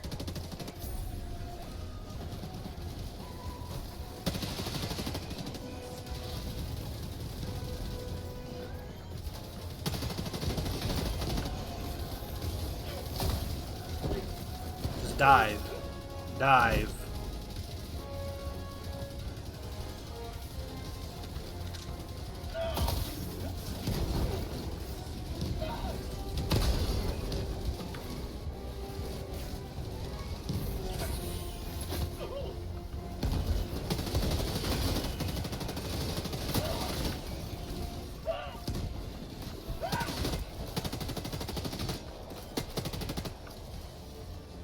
Okay, let's get...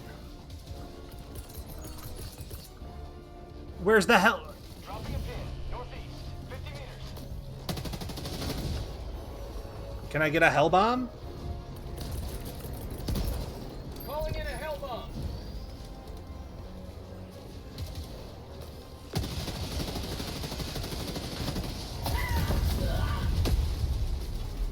I didn't realize there was a ship right above me. Checking map. North. Far. Dropping a pin. Northwest. Far. me at the base, please. Request approved. Reinforcements have been launched. Reporting to the front.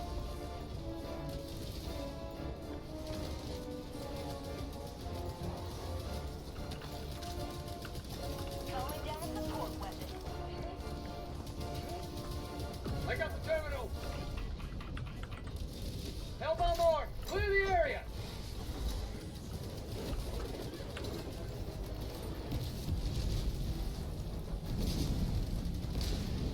Okay, should be good here. Reloading.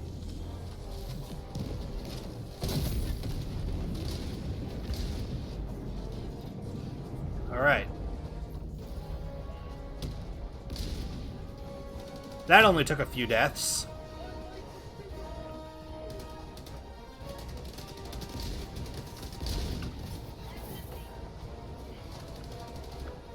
Thing is, the sub-objective is right here, so I knew we were going to have to go into it.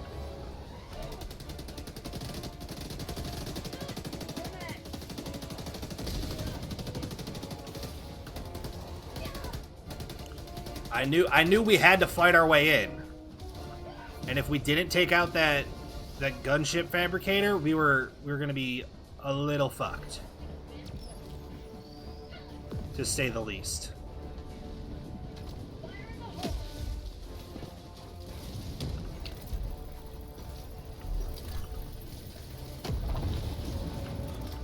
Engaging terminal. Ah. There it is. There it is. There we go.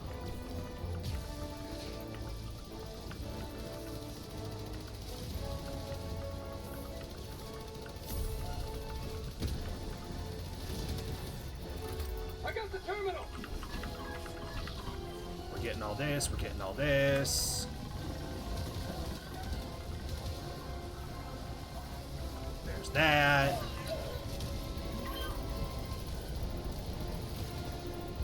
Looks like we already got the escape pod. 300 meters. Tagging out. Northwest. 100 meters.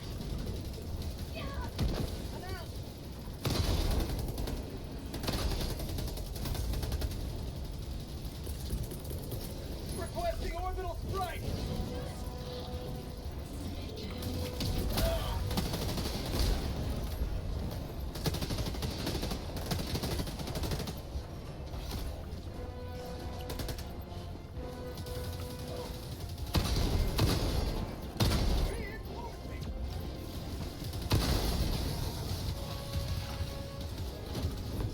I'm on it. Get the fuck out! Just get the fuck out!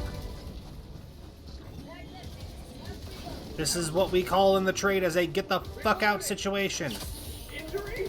What injury?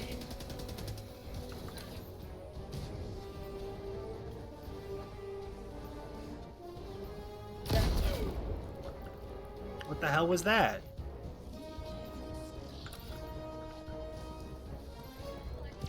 Requesting advanced weaponry.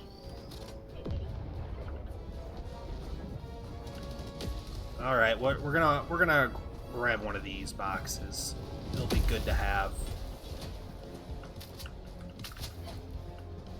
All right, let's rock and roll.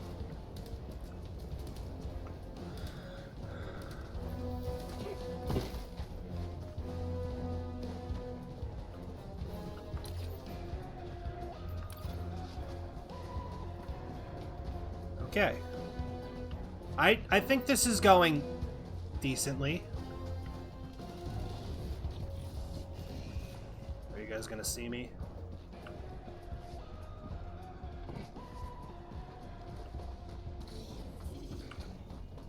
Doesn't look like it.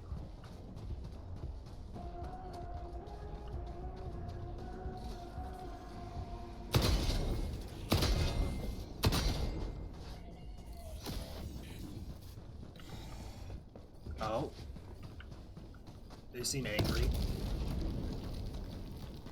Reinforcing.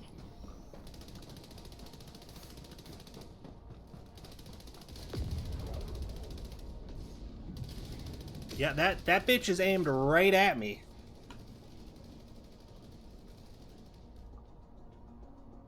If I wait, it should turn back around.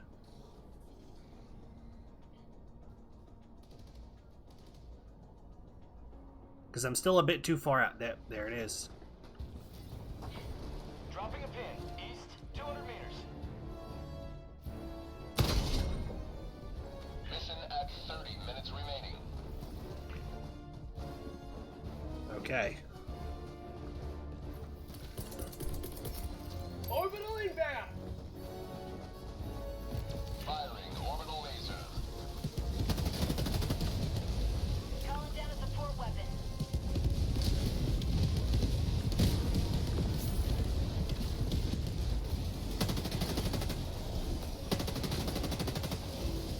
That is how you clear heavy sights. Safely and efficiently. Calling down a support weapon.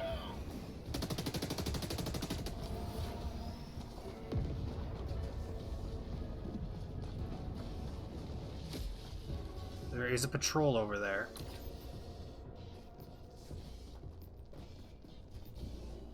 Dropping a pin. Northwest. Far. So I am going to try to run around them. And take damage in the process.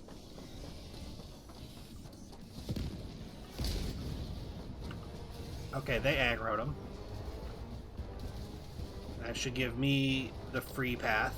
And we get an eagle.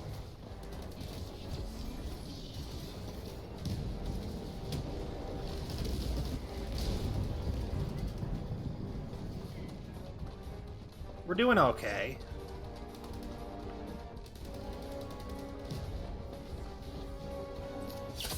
Feels good. This is going to be a fight. Requesting sentry.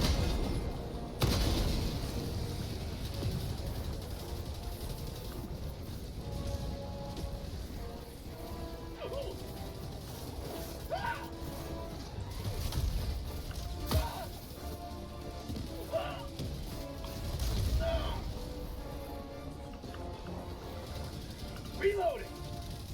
I see the rocket guy over there.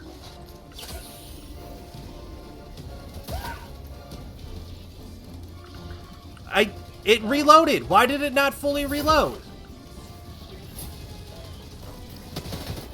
Did you not see me stand back up after having reloaded? Requesting advanced weaponry.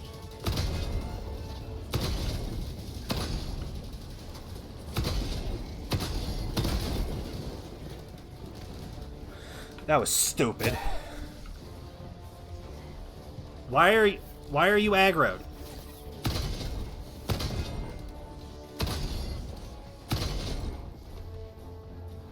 You shouldn't be aggroed. Found something. Dropship. Rare sample acquired.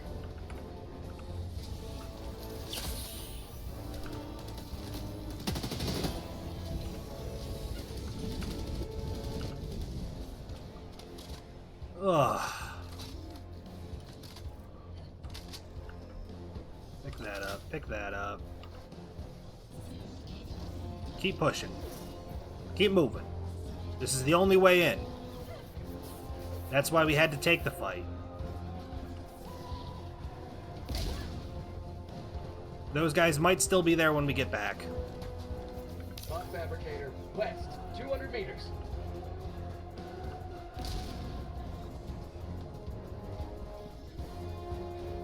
We gotta go after that again.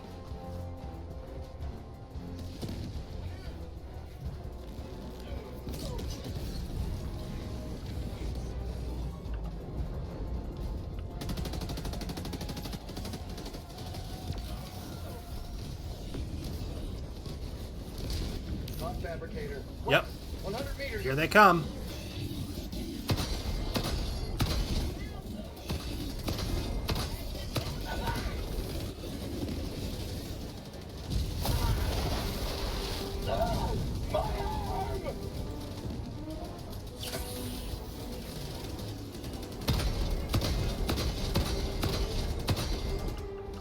I don't know why, but the autocannon doesn't seem to do any damage unless you hit it perfectly.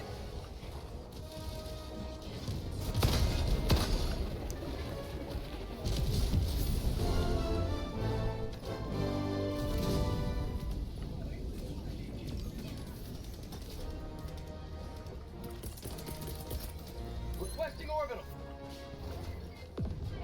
Firing orbital laser.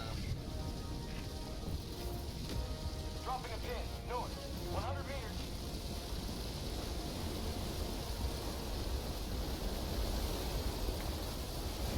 Sub-objective near your location. Calling in a hell bomb. Advanced weaponry.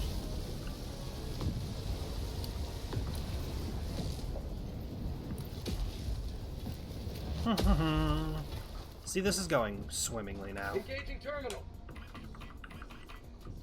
Hell bomb armed. Clear the area.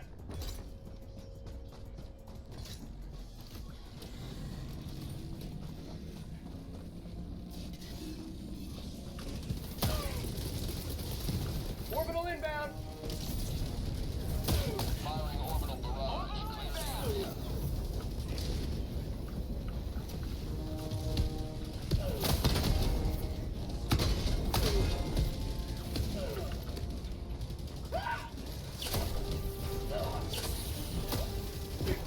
I just gotta run.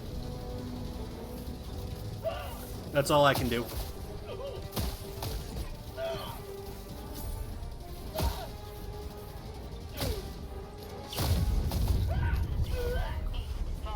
Did you not watch me try to heal like 4 times in a row? But because I had a bullet touch me. No, it can never be easy.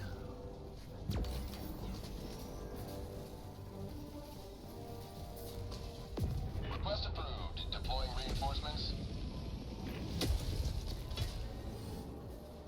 Democracy has landed. Tagging map. South. 100 meters.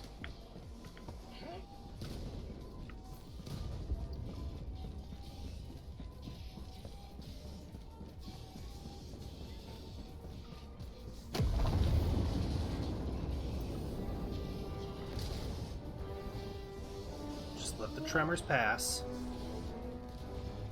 Requesting air support. Calling down a support weapon. Oh, that's not good. That's also not good.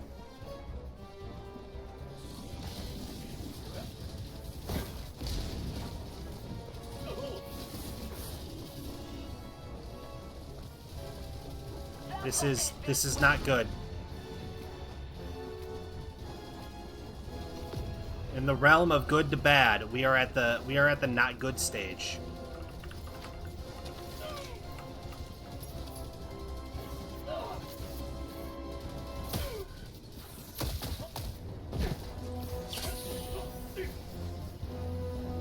Tagging map. East. 300 meters.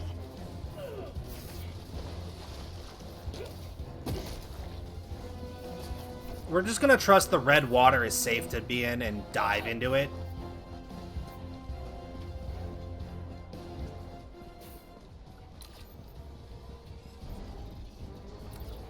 You know, like it's probably not going to be a problem. I'm just gonna trust that it isn't. Tagging map. South. 300 meters. That's just the hunch I have.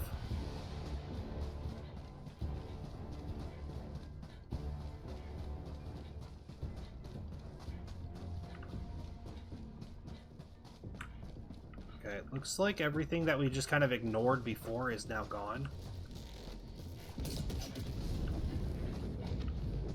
Sounds like they detonated a hell bomb.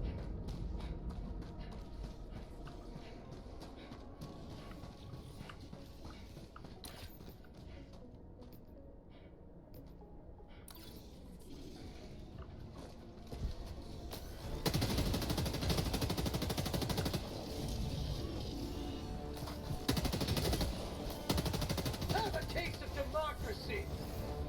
Requesting air support.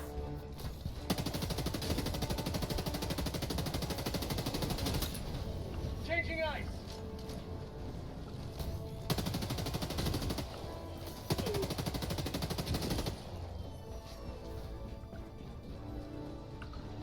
Okay. I think those two haven't even turned the corner Calling yet. in orbital strike.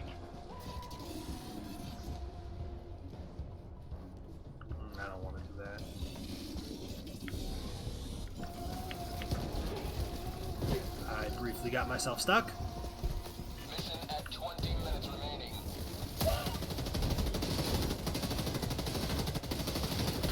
Found something! Requesting advanced weaponry. Changing ice.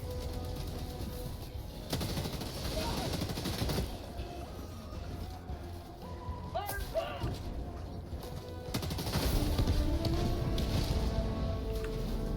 Okay.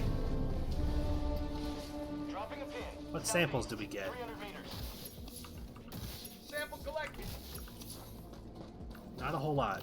Rare sample acquired. Either way, we're going to the nuke now. I know that.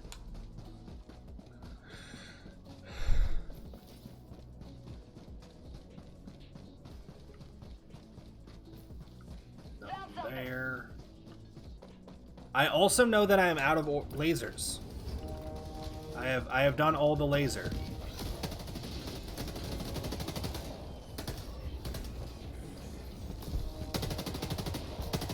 Main objective near your position. Oh shoot, I gotta reload.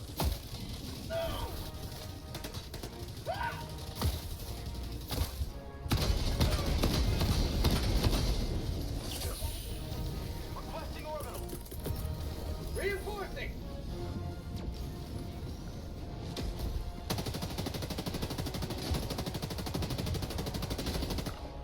Quit moving like that.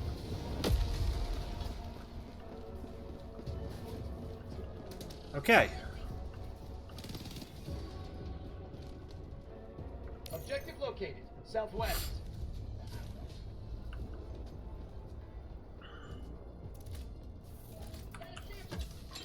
I'm on it. Just gonna hit these bad boys.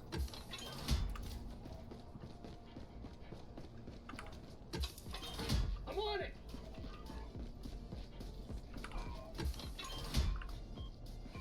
There we are.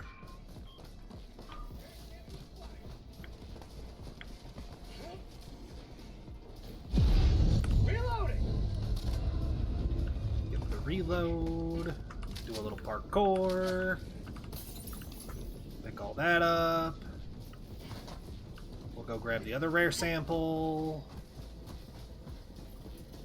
Assuming it's there, it normally is. It's either not there or someone already grabbed it. But there's normally a rare sample right there.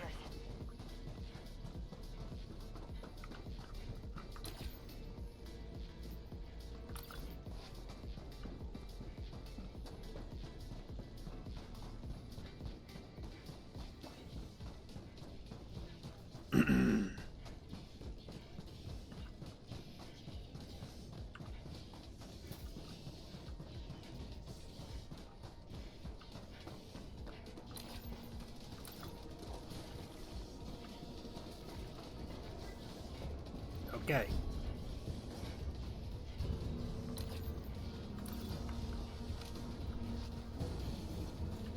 Dropships.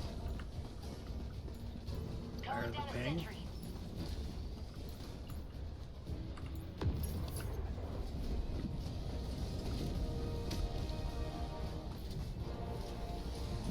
Who's that?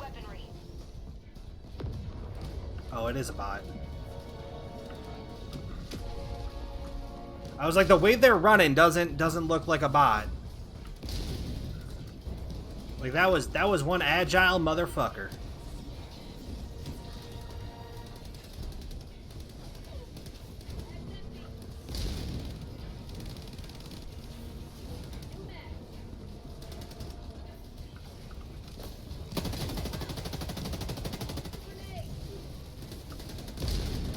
Tremors, great, great.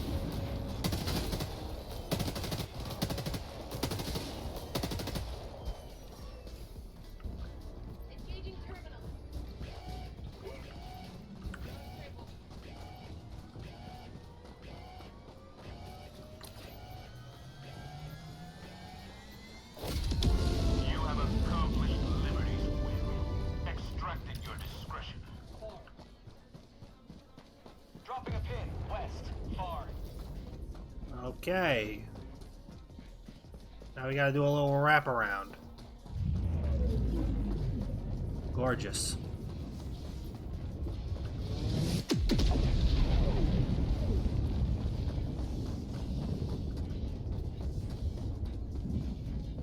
Gorgeous. Great day. Great day for Liberty.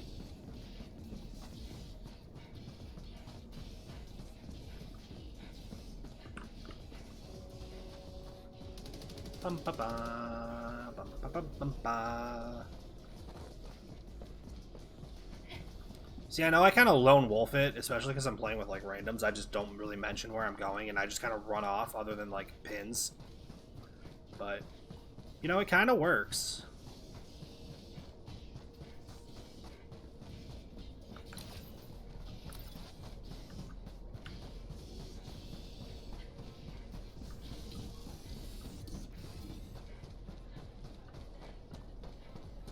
Drift out this way. Hope they don't shoot. It looks like we're okay. I was right on the edge of getting caught. Requesting orbital strike.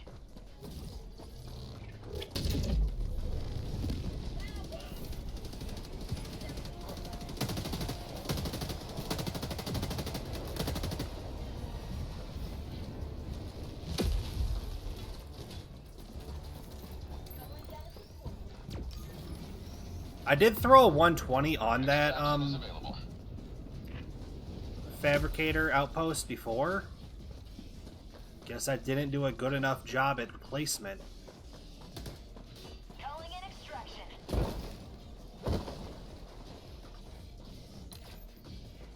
Extraction request confirmed. Shuttle inbound. Sending in an eagle. Requesting orbital. Orbital barrage incoming. Stand clear.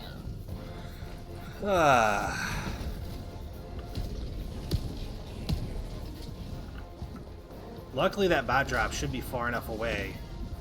Like, yeah, they're still gonna chase us, but it's not like on top of us. T-minus 1 minute. And it will slow down the bot drops from being right on top of us.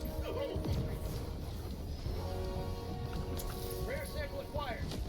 You know? If that makes sense. If the mental math is mathing, it will have been a good idea to do this.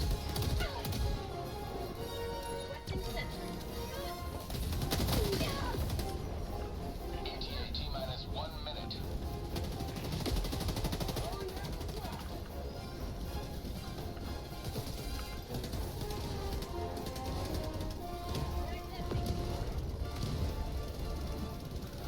Alright. $19 Fortnite card. Who wants it?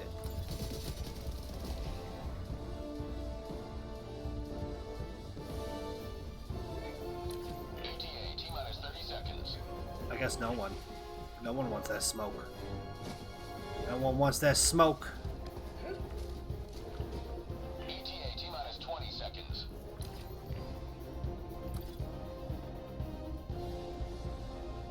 Yeah, so the bot drop being way over there is probably what saved us. 10 seconds. Because it forced everything to spawn over there. And then we all ran over here. And it was no big deal. Yeah, see, like, the laser's not even moving.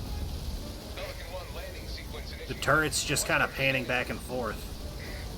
There's the shadow of the Pelican.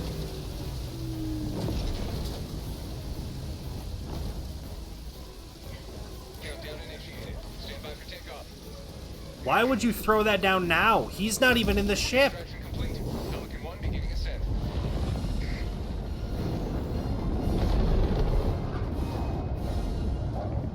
Victory was never in doubt. If you're going to throw a stratagem at the Pelican, you have to be the last one on the Pelican. Doing this, throwing it down willy-nilly because you're about to get on the ship isn't good enough. That's how you end up with dead people.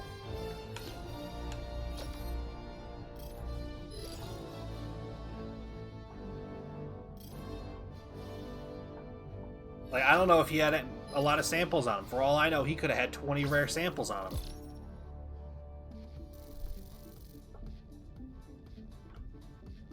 I'm just saying.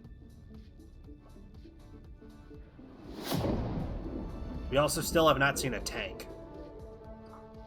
And I was kind of hoping we'd come across some tanks by now. Glad to have you on board. I was wishing, I was hoping. I had more than one death that time, but to be fair, I was specifically targeting the gunships. Welcome back. Democracy's reach Four. extends a bit further thanks to you. Bit awkward. Oh well.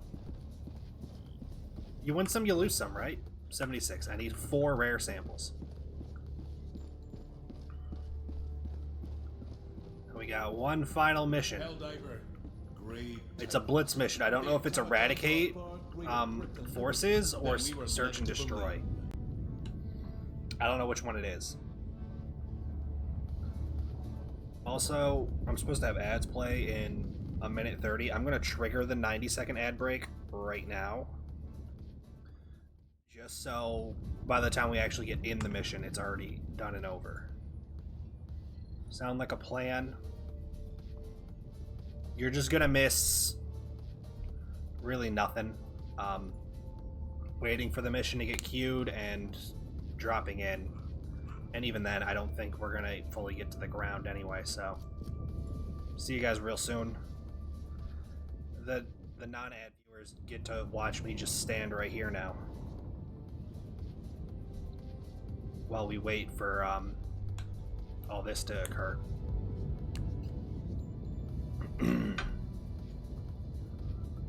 Oh boy, this water bottle's a little warm.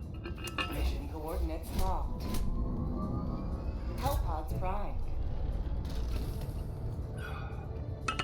Engaging. It's probably been up against the glass of the PC, that's why. We'll give it a bit of an air buffer this time. Orbit synchronized. Alright, well. Looks like we're all about ready. At least the two of us are.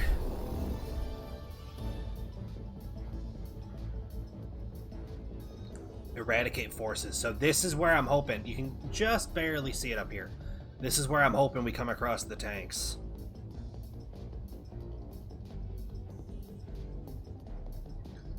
It also means I'm likely not going to get the 4 rare samples. But either way, we should be just about there. Also, ad viewers should be getting back in a couple seconds, if not already. I promised you guys you weren't going to miss anything. That was strategically done.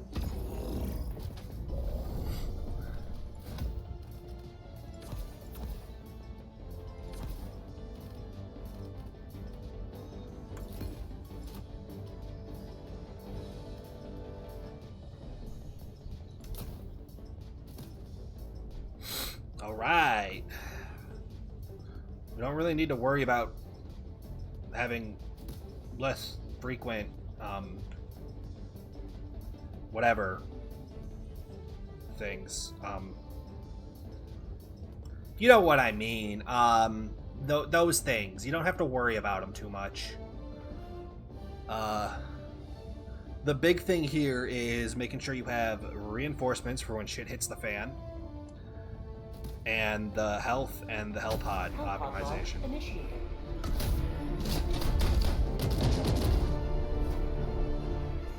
The stamina will be useful, but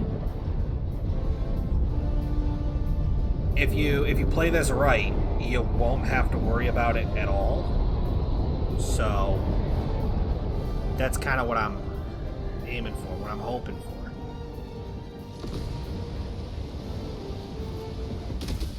See, I like landing right here. Immediately. Anti-tank. Down. Hey!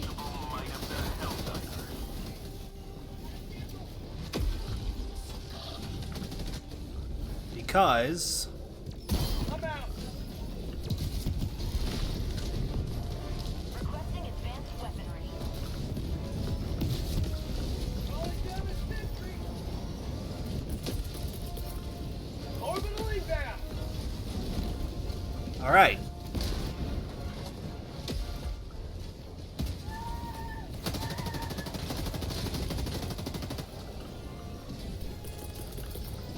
Calling in reinforcements.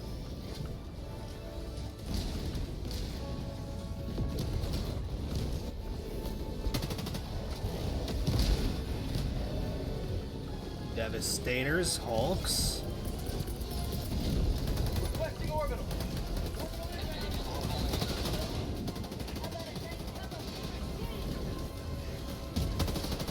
We really need to avoid doing the double lasers here, guys.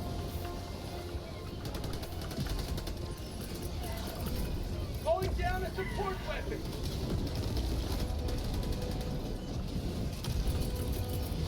Reinforcing.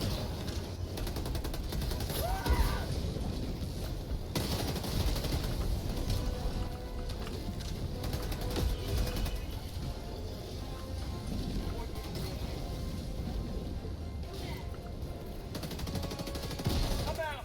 I missed! That's a bummer. Okay, well... You know, you win some, you lose some.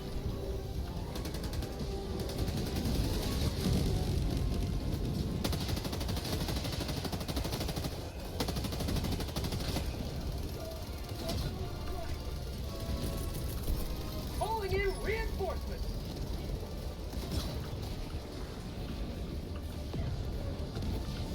It's not going horrendously, but also we're not getting tanks. We're not getting tanks.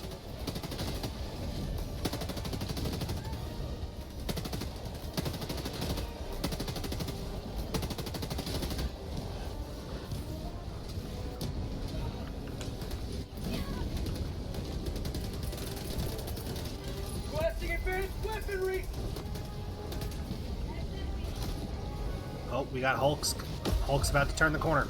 Hulk's about to turn the corner. I'm out.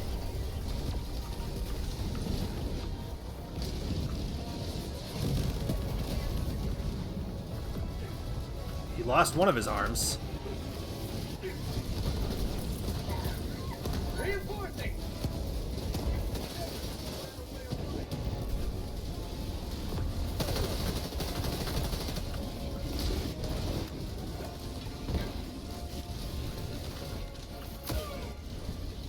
I'm out. He's now down an arm.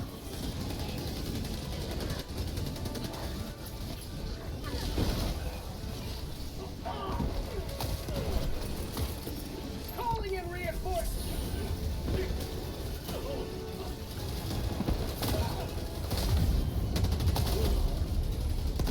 Okay.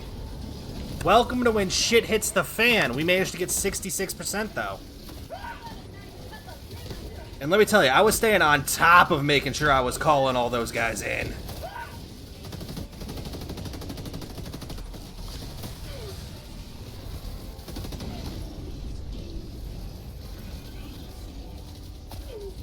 Calling in reinforcements. Okay, we're getting the reinforcements. Also, all that water over there. I'm not used to seeing that. Reinforcements on the way. I just barely missed. Uh-oh. Ready to liberate. Run.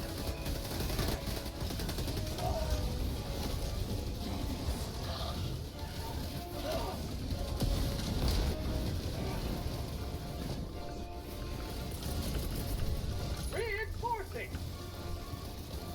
Half reinforcement budget remaining. Oh, come on.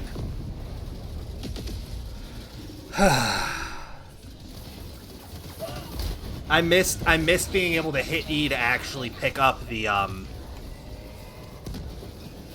anti-tank. I wasn't close enough to it. He's about to die. Nice.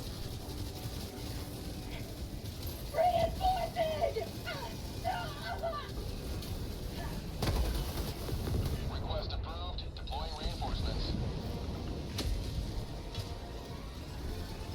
and immediately hit the deck.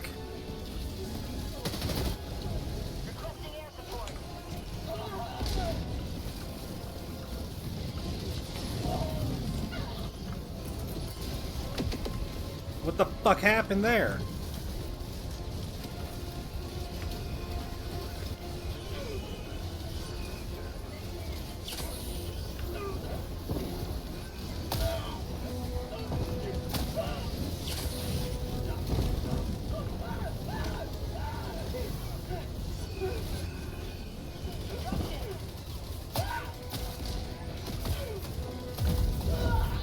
It wouldn't let me heal!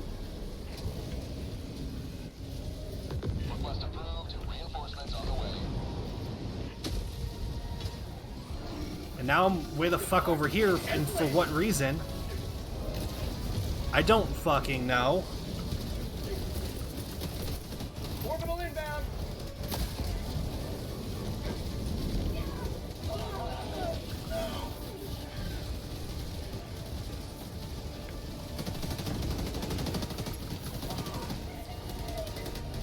You've done your duty. You may crash with honor.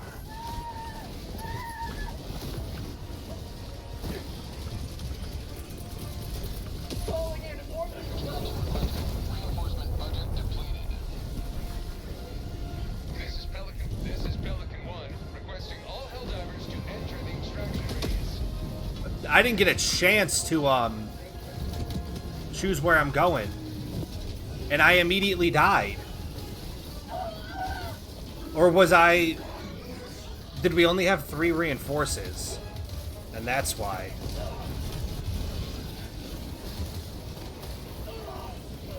Oh well. Also, the fact there was not a single tank in that entire mission makes no sense to me. He's going through it right now. How come he was able to get a stim off? Rigged. Extraction complete. Pelican 1 beginning ascent. Whatever. Another I'm not too victory for the concerned. right side of history.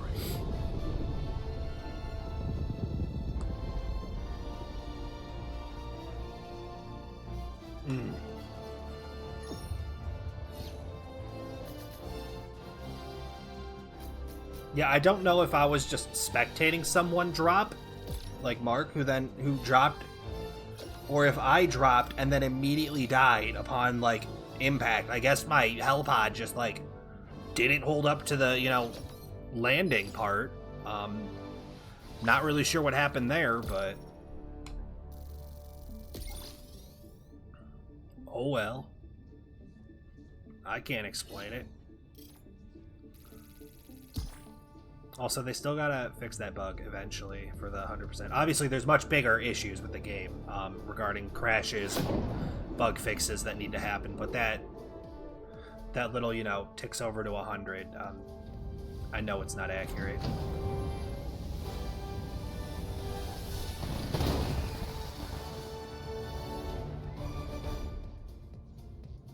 Mission complete. Sample collection below average. Oh well. 68 kills, not bad. 4 deaths. At least to the crew. I held on for a while.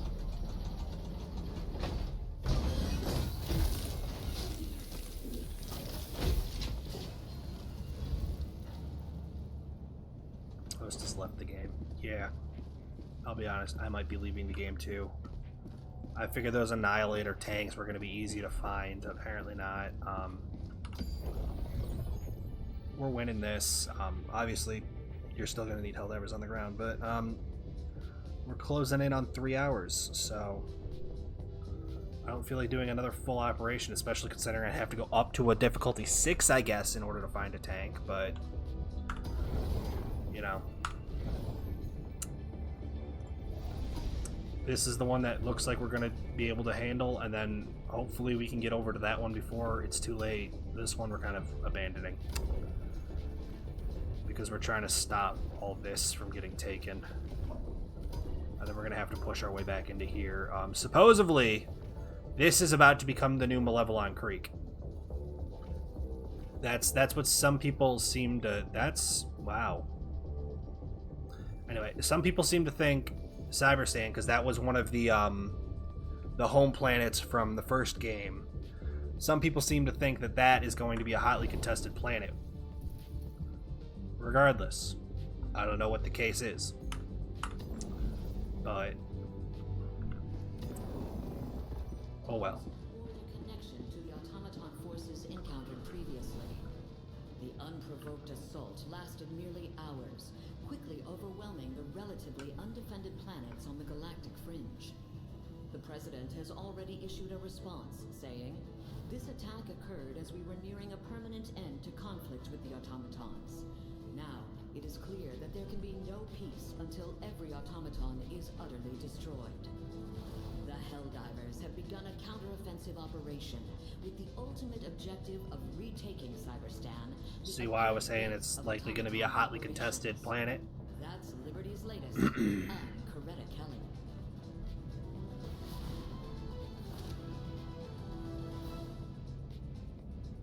Yeah. 4 away. I need 84, and I need 9.